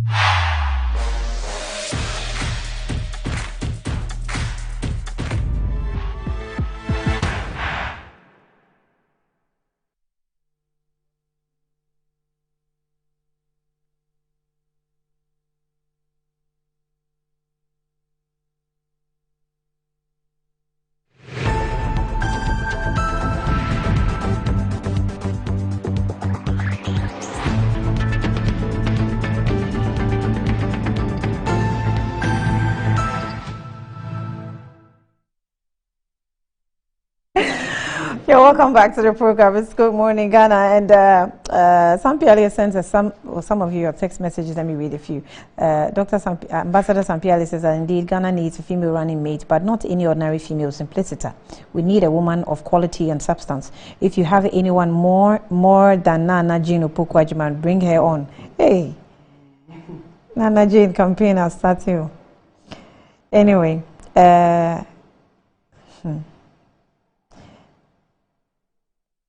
So, Nane Kiavla sent a message to the two of you. She says that, she sent one to me. I want to read my part. She says, A, beautiful. Good morning to our beautiful ladies. Please tell them when I grow, I want to be like them. It will take time before you grow. Anyway, so Jifa Gomashi, who is an MP, also sent a message. And good morning to you, ma'am. She says, Mrs. Matilda Misata is a brilliant librarian. She continued to work as the wife of the vice president, and she's still working. Oh, she hasn't retired? That's interesting. Okay, let me hold on to the message and then go straight to the issue. So, last week we had, a back and forth from Honourable Member of Parliament for Northern Constituency, Okudzeto Ablakwa, wrote a long epistle about the SML deal and alleging that the GRA boss, voted away, and he was supported by government. However, let me read a few sections of what he wrote. SMS scandal. Why is the Akufo-Addo Bawumia government pretending they haven't assisted the GRA boss and family to run out of the country? It's a question. Can the Akufo-Addo Bawumia government stop the despicable deception that they are seriously investigating the SML GRA scandal? President Akufo-Addo must immediately offer the sincere explanation to Ghanaians on the circumstances under which the Commissioner General of the Ghana Revenue Authority, Reverend Dr. Amishadai Edu-Owusu-Amoah, who signed the dubious SML contracts. Okay, let me not make these comments. Let me just continue.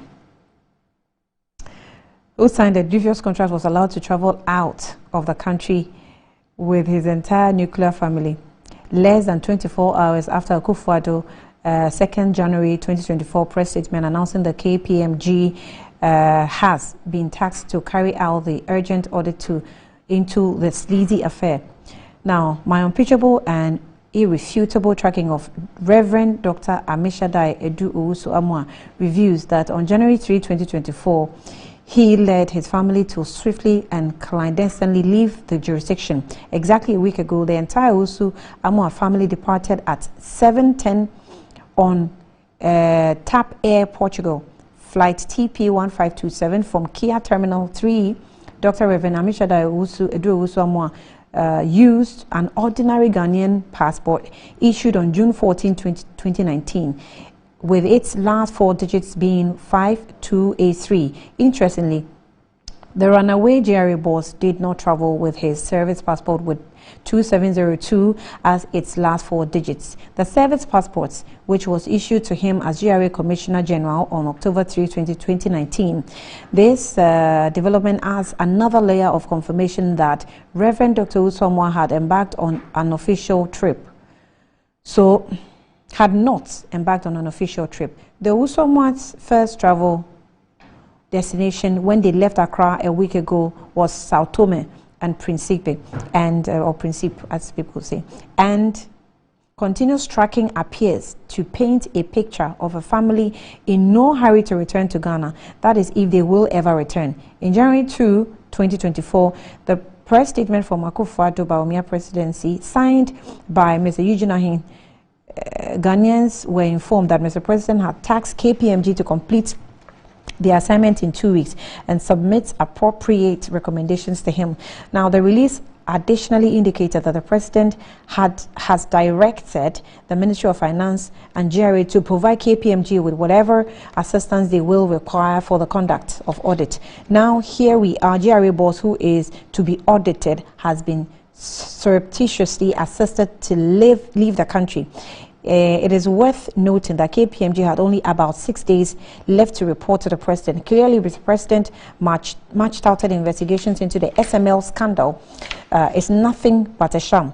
Painstaking investigations further reveal that Reverend Dr. Amishadai Owusu-Amoah has told very few close friends, allies, that he will never return to Ghana, particularly after realizing that there is an elaborate scheme to make him a scapegoat following the Manasseh Azuri brilliant SML expose.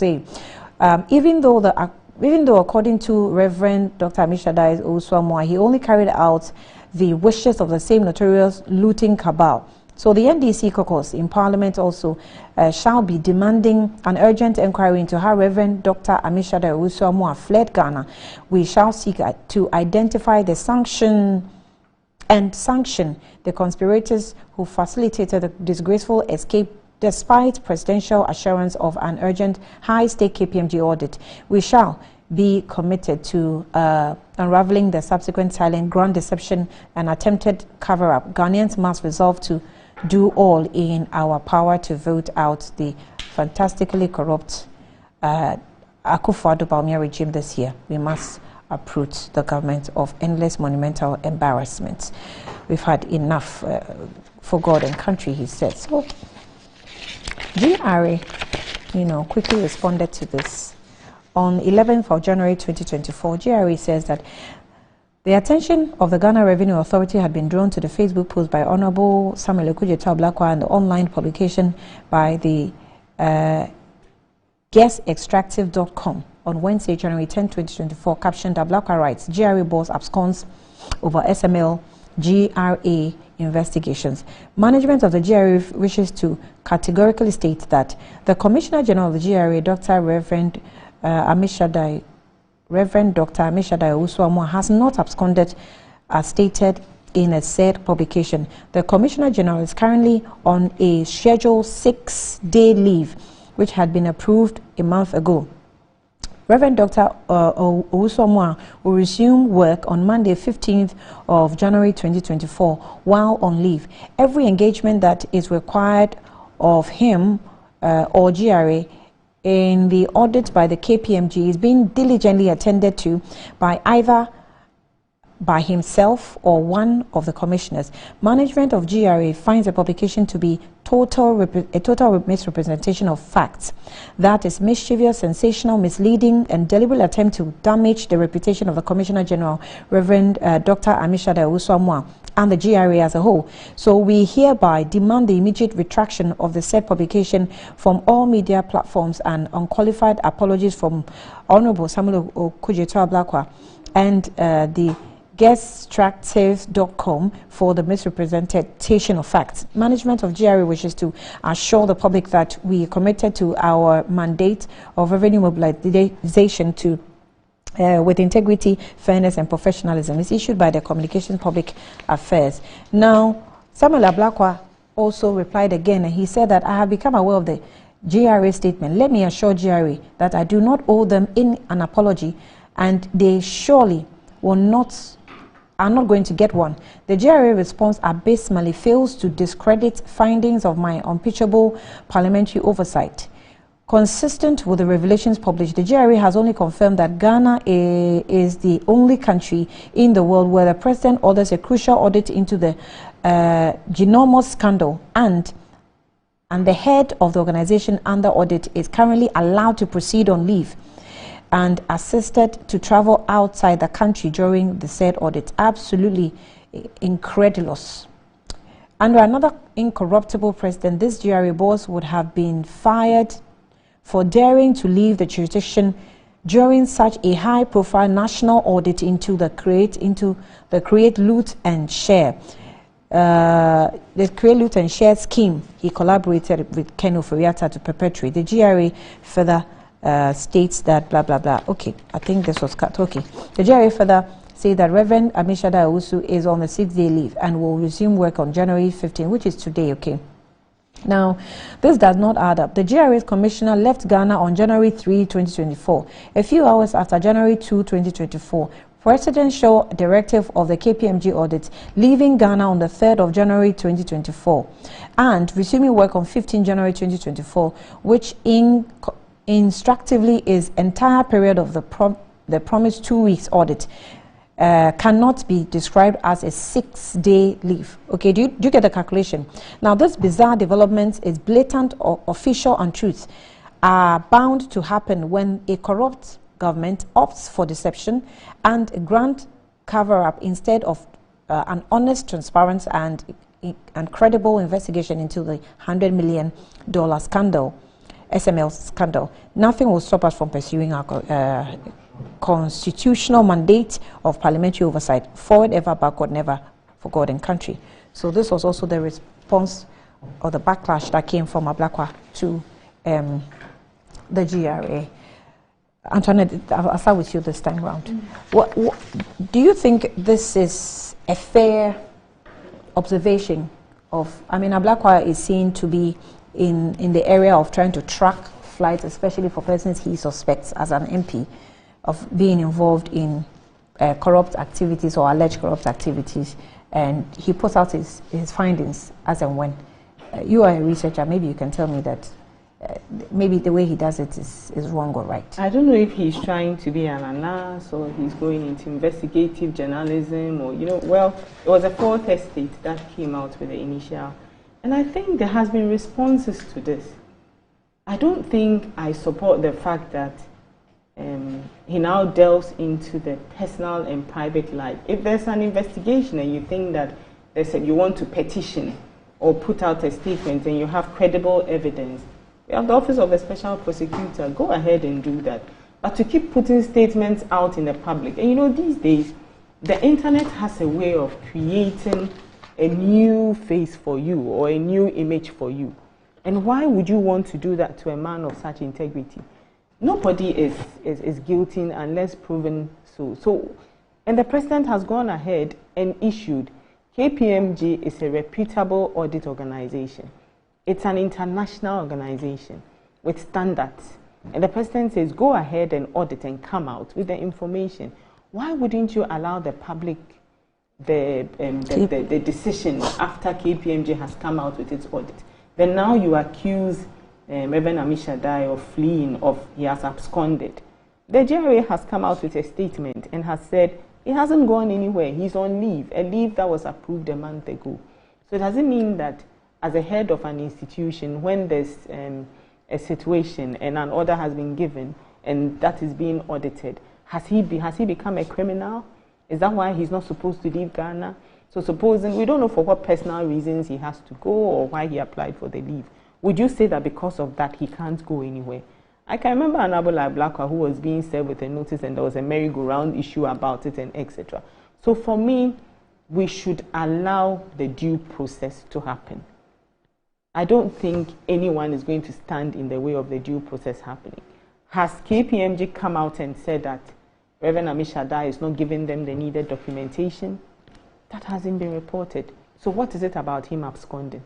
That he's not here, and therefore the process or whatever KPMG has to do cannot go on. I think we should leave that to KPMG to come out with and not run ahead of ourselves and be issuing statements like this. Because what then happens is you damage the reputation of the individual involved. And then once the final report or anything comes out and there's nothing like that, what do? Do you now go back to repair it? And like I said, you have so many online stories that now have recharacterized the individual. I think we should be careful. And I don't support what Honorable Ablakwa has done at all. So let me just ask you, said that it's only in Ghana that you have such a serious issue that the head of the institution who is supposed to be supporting the investigation, let's not use the word absconding, but traveling. I mean, certain times because you don't want the person to probably run away or anything like that. You want the person to be around. Sometimes, in some cases, passports are even seized so that you stay around, whether you have the intention to travel or not. So it's a wonder. It's not. I mean, we even have situations where just institutions, you are as the head of the institution, you're actually asked to step aside. There are cases where the person is actually interdicted or whatever. So different situations call for different, address the way you address it. I know a lot of institutions that would actually ask the head to do what? To step aside, to allow whatever is going on to go on without your influence. So what is wrong with him leaving the country in that case? With his whole family. Exactly. He's gone on leave. But if someone wants to leave and go on with his whole family for 6 days, maybe a son or a daughter was graduating or there's another reason. It's his personal reasons. And when you are not privy to such things, you don't come out with statements like that.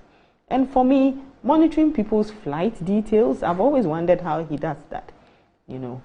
Information at the airport and people tell you who is going and who is coming. For you to be able to know the person who's going with family and how did he know how many family members he has and etc.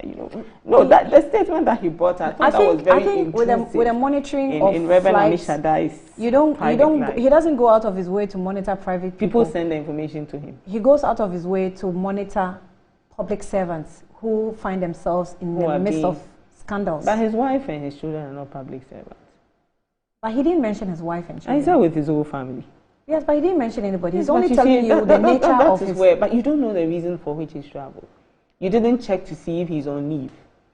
So get a little bit more facts before you come and sell information out to the public. That's all we are saying, because these things that you put online tend to recharacterize and damage people. I have been a victim of it so many times, and sometimes I'm thinking in my head, why would you do that without cross-checking and verifying the facts? That's all I'm saying. The issue, the case, everything, you can speak to it. That is the value of our open, free press and public opinion. But where you now decide to pick an individual and speak about the individual, I think you must cross-check the facts before you come out with such publications. So Joyce, what about you? I mean, as a lawyer, do you not think that maybe using the word abscond was too strong? You've seen or you've made some findings. Okay, you can put it out. But to directly state that maybe he's run away because he's probably seen to have traveled with his whole family just a few hours or days after the president had announced for the investigations to kickstart. Well, Annie, sometimes when these conversations come up, I think that we ought to avoid nitpicking.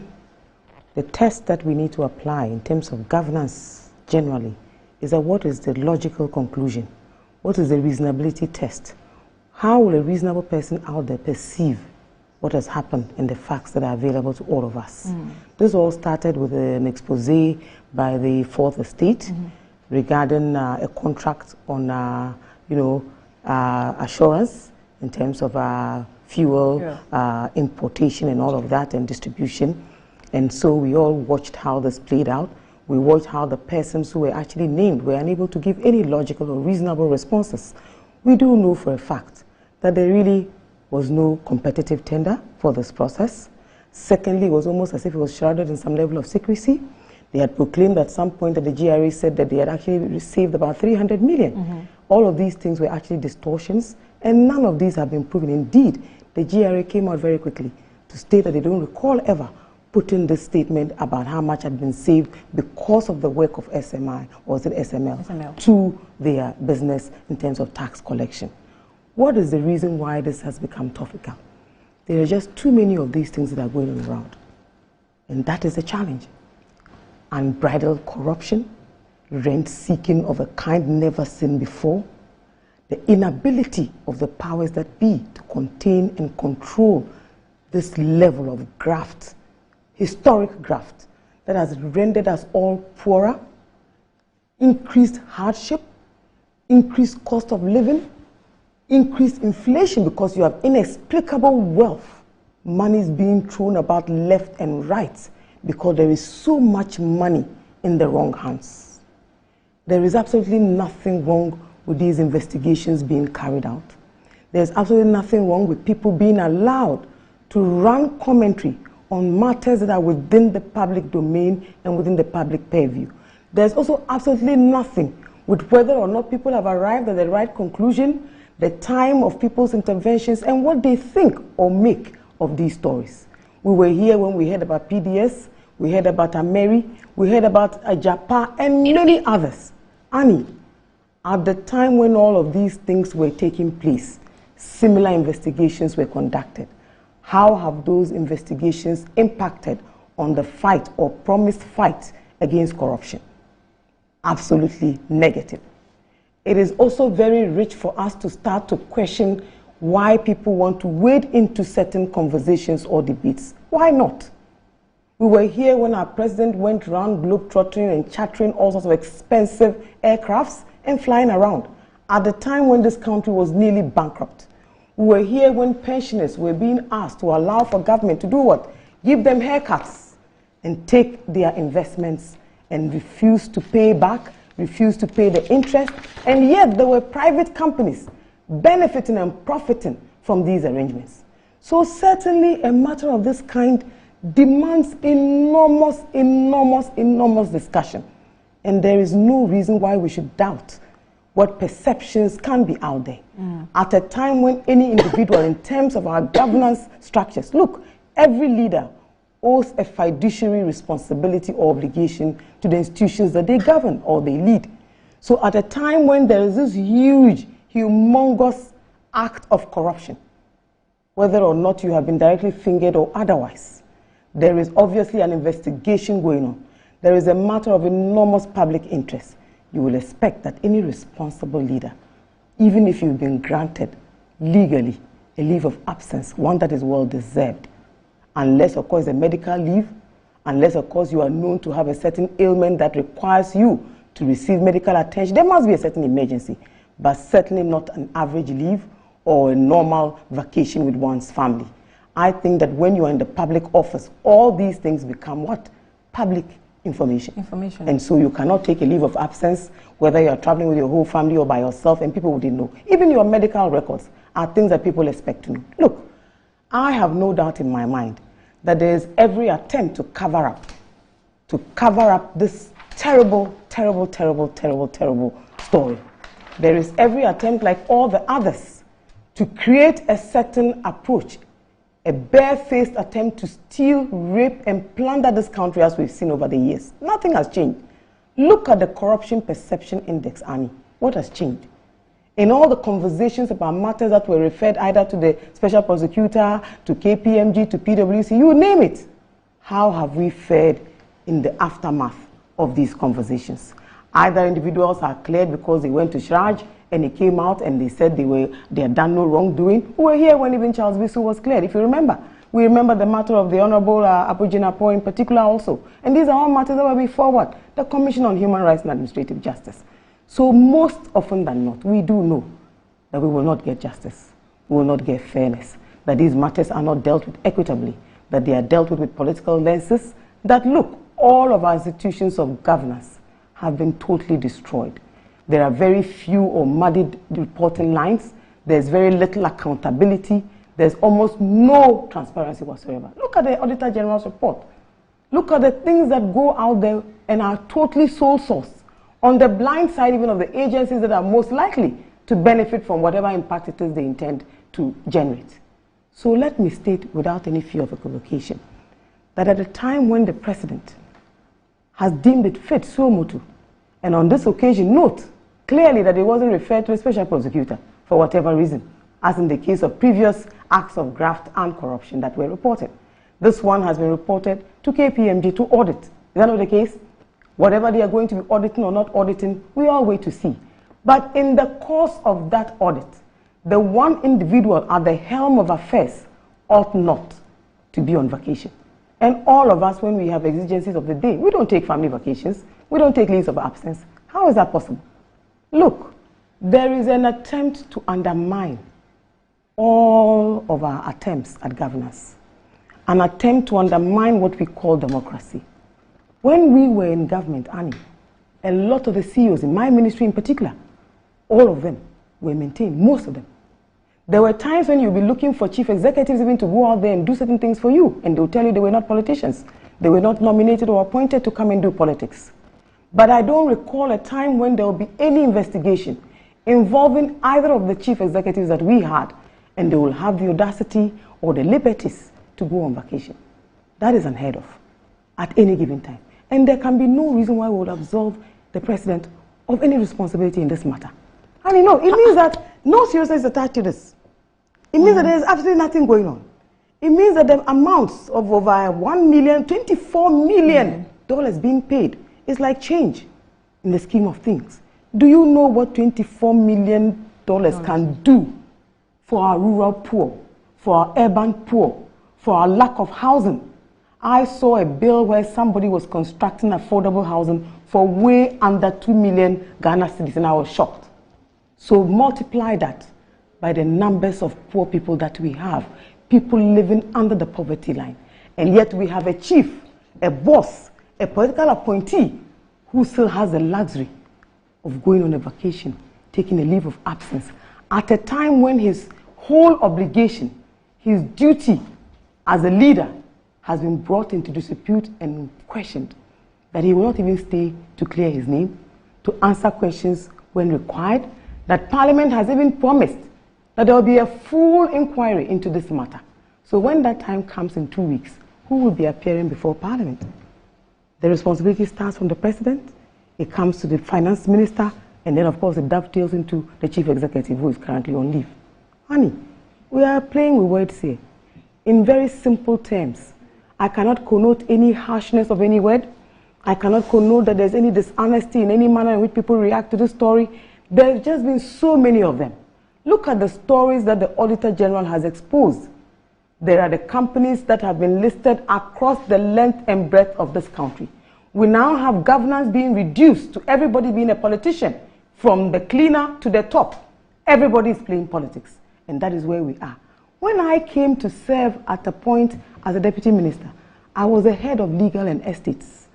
I was given the first 2 years without salary, the second 2 years without salary. In May of the second term, I was told that in accordance with the conditions of service of my institution, that I should resign because I could no longer extend my leave without pay. So I either resign or return to work. I had not stopped to contest for any political office or run for office.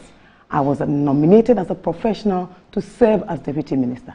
So these are the sorts of things that we do where you have a responsible government in place that ensures, for example, that persons who are appointed, Annie, that they walk the straight and narrow, that they work in accordance with the principles of governance, that they also undertake with responsibility the chores that they have been set. Look, to occupy the position. What really explains the logic behind a public servant of this nature traveling outside because he wants to spend some 6 days leave in the midst of all this chaos? It is mind-boggling. It is totally shocking. But it is inexcusable. And we must all condemn unless he has very good reasons. It's not even something that we want to know. No, absolutely not. That's what I'm saying. What we want. I don't think it's about the fact that it's not even something that we want to know. If the law has stopped him from going, and this is not the first time a public officer with a situation like this under investigation has gone. So I'm surprised that Joyce is calling on the issue like it has happened. In the previous administration, it happened. The GRA the GRA had the essential thing about this. Can I finish? The GRA had what was SML supposed to do? Hold on. The GRA had an opportunity to respond. I expected that the GRA probably would say it was an emergency. Maybe he was on a medical something. No. I don't think you want to put that out. Not at a time when you say that it's like it was just some casual 6 days leave. It's not about when we are in the hot situation. So right now the situation, I don't expect him to be that discussion relaxed. is about the content of the GRA release. No, the discussion is no. You are saying that you expected the GRA to give a reason. Say the reason. The GRA has just responded. That he was on a 6-day That leave. he was on a 6-day leave. They didn't move into the reasons why. And I think such things is their prerogative. Why would you want all your information about you to always be out in the public? Because you're a public servant. Because you're a public servant. You are already, he knows he's been his GRA, they are talking about it, everything. He hasn't come and said they should stop anything. Has he stopped the due process from happening? The due process hasn't been stopped. So at the end of the day, his leaving, has it stopped the investigation? Has it stopped the auditing that is happening? And you see the very leakages that the Auditor General's report talks about is the very leakages that we are saying SML is coming to address. And I find it very interesting that what is our priority? Leakages is something that has existed since time immemorial. Let's talk about from independence. What are we going to do to stop our leakages when it comes to revenue losses? Potential revenue. You know the story about. I'm sorry, hold on. No. I'll come back to you. You know the story about the defense secretary. The defense secretary's issue in the U.S. Now, I was watching CNN and I saw this headline and I took a screenshot of it. It says, breaking news: U.S. Defense Secretary treated for prostate cancer. Yeah. But you haven't gone further. Lloyd Austin underwent procedure on December 2022. Annie, remember that it started because he had not disclosed his status. Exactly. That is how that's how it started. Yes, because he had not disclosed. Absolutely. And I was shocked to have even seen the disease written. Excellent. So that is what I'm saying. Okay, so that's what we have on the screen. I say public officers owe it a duty of care to any institution at any given time. There could only have been an emergency in terms of his health. Nothing else should suffice. And even in terms of an emergency in terms of health, of what level? Of what level, exactly? That is also important. None of the explanations given so far, none. Remember, this is a sole-sourced process. One that GRA itself says they have not observed has actually led to any revenue blockages. Indeed, the amounts they are receiving, imagine that those amounts were left in the government chest. At least they can reconstruct the road in front of my house very easily. $24 million is a lot of money. And find out also, most people even at the GRA do not know that there's a revenue assurance company that is operating somewhere in Tema until that story broke. This is all part of the complete capture of the state, of the total annihilation of anything that is governance related, of the complete destruction of the lines of reporting, of a president who suddenly has forgotten all the things he said about respecting the rule of law, about using the announced principle, about fighting corruption. I think the president has checked out, like President Mahama said. I don't think. Totally checked out. And for the first time I asked you, why not the special prosecutor, as we've heard in the past? This time it is KPMG. So you're hoping that what KPMG will do a finer job, will do a better job. How was KPMG even arrived at? What was the reason for actually going to KPMG? This is what and not the special prosecutor? Absolutely. And this is what they said about KPMG. It says, since you raised KPMG, it says that 2 leading activists in the natural resource sector have opposed the selection of a tax audit firm, KPMG, to investigate the questionable revenue assurance contract by the Ministry of Finance and the Ghana Revenue Authority, GRA, have signed with the Strategic Mobilization Ghana Limited, as SML.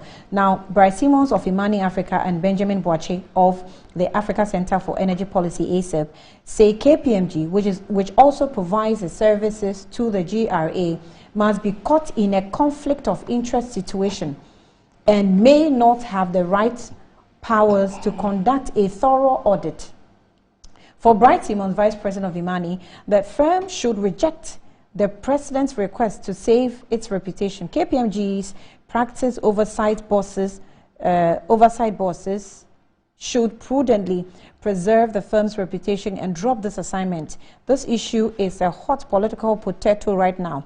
The nature of the allegations required an in-depth look by state bodies with the right powers and independence. KPMG has neither, Mr. Simmons stated on X, that's Twitter.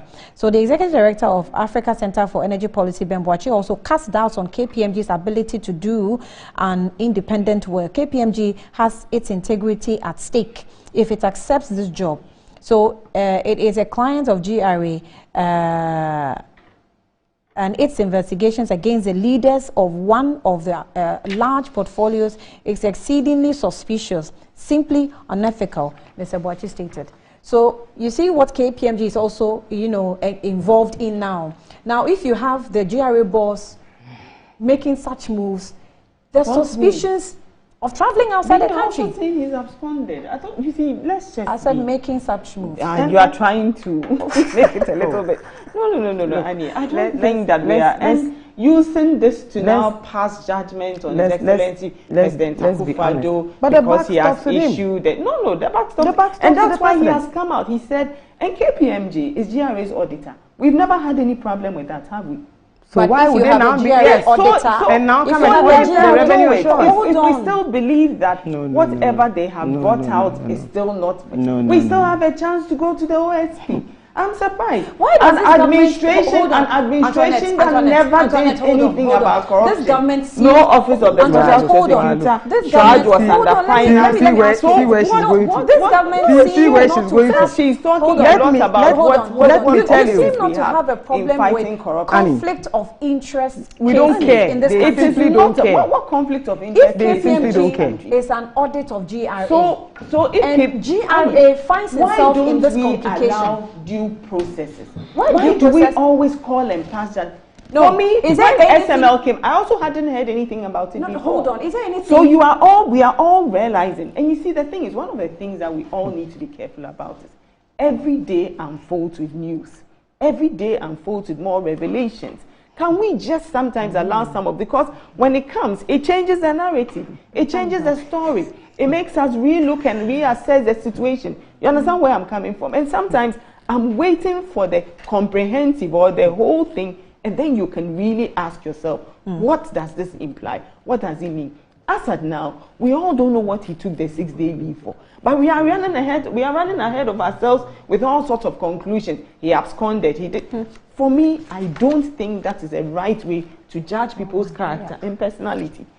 Whatever it is with SML, KPMG is auditor. What is it that they haven't seen? We take a look at it and bring it. If they come out with it, and as a public, we still don't believe that their report is good, we have a right to call for something else. And I don't see why. So what's wrong with calling for that something else? Why are we calling for something else when we haven't exhausted what is there?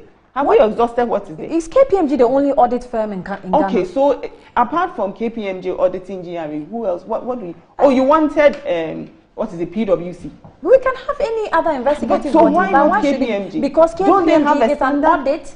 But they are an international audit firm. It's fine. Has KPMG ever been called out with a scandal or anything The point before? that is coming out now is that once you have a certain existing relationship with the company, we don't want you close to any investigation. Is that too far to accept or too strange to accept or to request? Like you said yourself, we have a right to call out what we want, isn't it? Yes. But does that mean that because the president called KPMG and people came out quickly and said KPMG, no, the president will quickly say, okay, no, I withdraw KPMG, so I go ahead with this. Why don't we allow the due process or the people who have decided to initiate this to exhaust it first? Good enough. Why do we always want to be the ones who cry out and say, don't do it this way, do it that way? These are not just people. These are people who are already in the field. They are experts in this field. And they're telling you, yes. So if you are not listening to these experts, who will you be? You mean Ben Boachi is an expert in petroleum. But you know they are also CSOs. Yes, of course. So I was actually waiting. You know that the whole SML thing, those three things that they talk about, those three leakage, those three areas that the whole contract was supposed to, concentrate on downstream petroleum and etc. I actually wanted them to also come out with more. Aren't there leakages in those areas? Yes. So nobody is talking about that. Have you seen Ben Boachi's write-ups? On leakages. On leakages. Exactly. He's always writing. So why are we not talking? Are we seeking to address that or not? But this is part of the leakages. Okay, so we seek to address that. And then we go ahead with a contract. So it's the contractual issues that is now being discussed. Okay. The fact that it was sole source and etc. and everything. And they've called for an investigation. Let KPMG audit and come out with that. Why don't we wait for that to happen? Okay. That is my appeal, because for me, I want that to give us a clearer picture. And then we can Let me quickly wrap up. Yes. By stating without any fear of argument that for an individual, the president, Nana Addo Dankwa Akufo-Addo, who contested an election, brandishing everybody corrupt, save himself as an old man. Any ethics that are breached feed into the perception of corruption. Wherever there is a conflict of interest, there is corruption. For the whole subject of sole sourcing and the conversations around the campaign, we have totally been corrupted by sole sourcing. There can be no excuses. The buck starts and stops with Mr. Akufo-Addo. And let me state that the level of corruption has never before been seen in the history of this country. Look at the quantities of monies being found out to all sorts of dubious bodies. How can we then say that we should wait? Wait for what? Look, Ghanaians have no longer any patience to tolerate any more of this stealing, this brazen disregard even for public opinion. Because this is what it is. Intolerance. I'm stealing your money, I'm eating your money, I'm swallowing your money, but please don't dare to complain. We shall and we will complain. Right. Thank you for making it brief for me. Let me take a breather. The week has just started, but I'm sure we're going to go for more, or we're going to go more into this GRA, SML scandals as we unfold within the week. But let me take a breather. I'll be back shortly.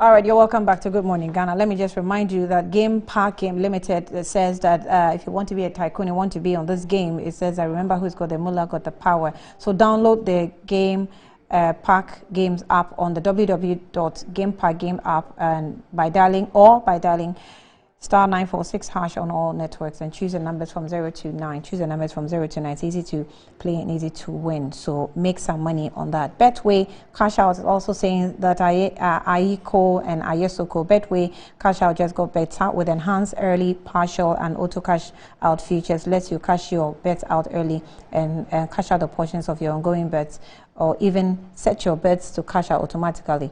All this give you way more control over the thrilling bet you place. So sign up today on betway.com.gh.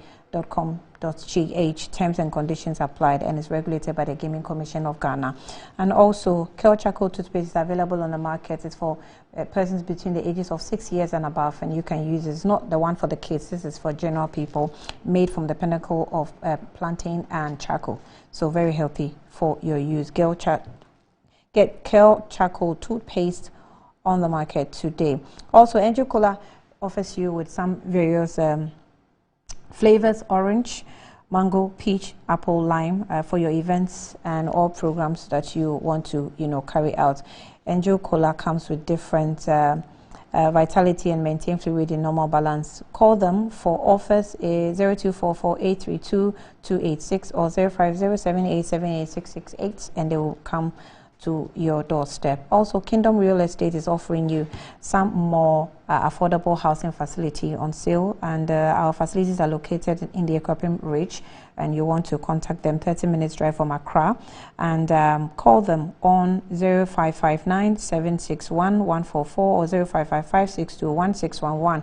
They offer 70% down payment. You get a property, and the remaining 30% is spread over the years, about 2 years, and for you to pay and finish it. Right, so that is what Kingdom Real Estate is also offering. On that note, good morning to you, Madam Red. I like the red, it's bold. Thank you. And welcoming us into the bold week. Bold week. Yeah. Good morning. Good morning once again. And you know, yesterday, the Black Stars of Ghana, I mean, they just went ahead to prove us right. I mean, because lots of us, we've lost faith in them, and they went ahead to prove us right for losing faith in them. I mean, their match with Cape Verde didn't really go well for us, and so it's trending on Twitter. So let's pick a few of comments. But this hashtag, the three, is trending alongside with Black Stars, because I mean they're saying that we need to bring the three. Who are the three? Asamoah, Asian, and like how they used to, you know, way back, how they were together, and then they played very well to put Ghana on the map. So let's take a look at some of the comments, and then we come back.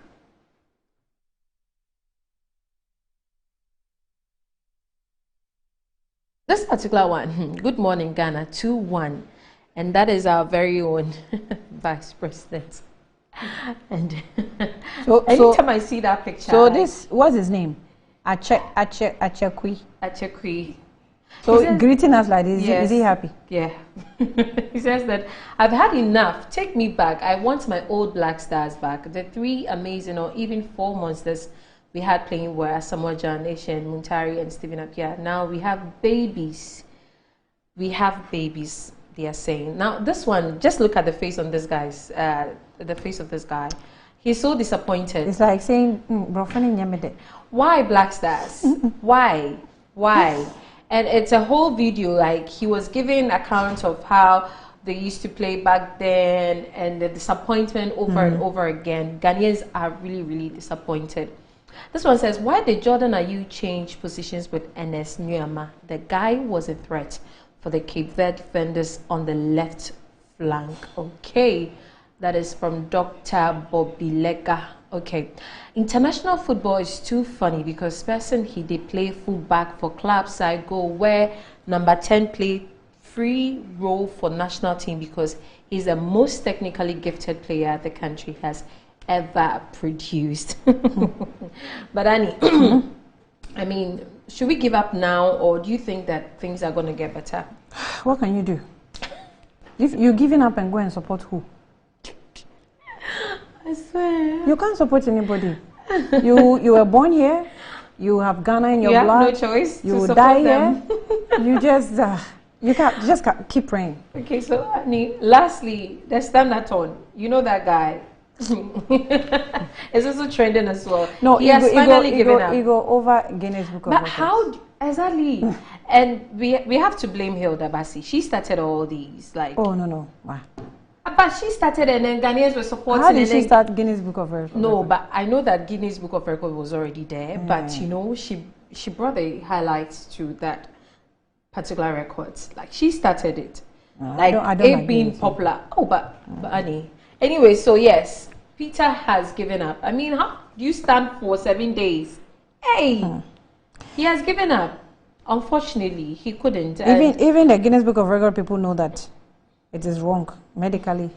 You can't be standing at one place, one position. But Annie, the body doesn't work that way. You know, there are records you can break. You cannot There's do this one that I saw that he gave the best, like longest smiles in I think 3 minutes or so. What's that? Like there's a record like that. There are records that you can break. You don't have to kill yourself.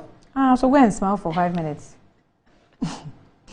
So this one says, good morning, Annie. I totally agree with the assertion made by the government representative of the program that the Member of Parliament of Norton is invading the privacy of the JRA. Okay, he disagrees. Which privacy has been violated in the face of the magnitude of the scandalous JRA SML contract in the matter of public interest? The Member of Parliament is simply discharging his duty. David Edu sent that in. But let me read this from Chumbuafo, who says that, good morning, Nanabia. Annie... says Annie. No, I won't read it. Okay, Joyce Bauer has gone Achimota English on us. My part I won't read. So it says, good morning, Annie. When KPMG were asked to audit the pink sheets during the election dispute, the Ghanaians complained, why do we do that to institutions of repute? Happy New Year. Okay, thank you. Happy New Year to you too.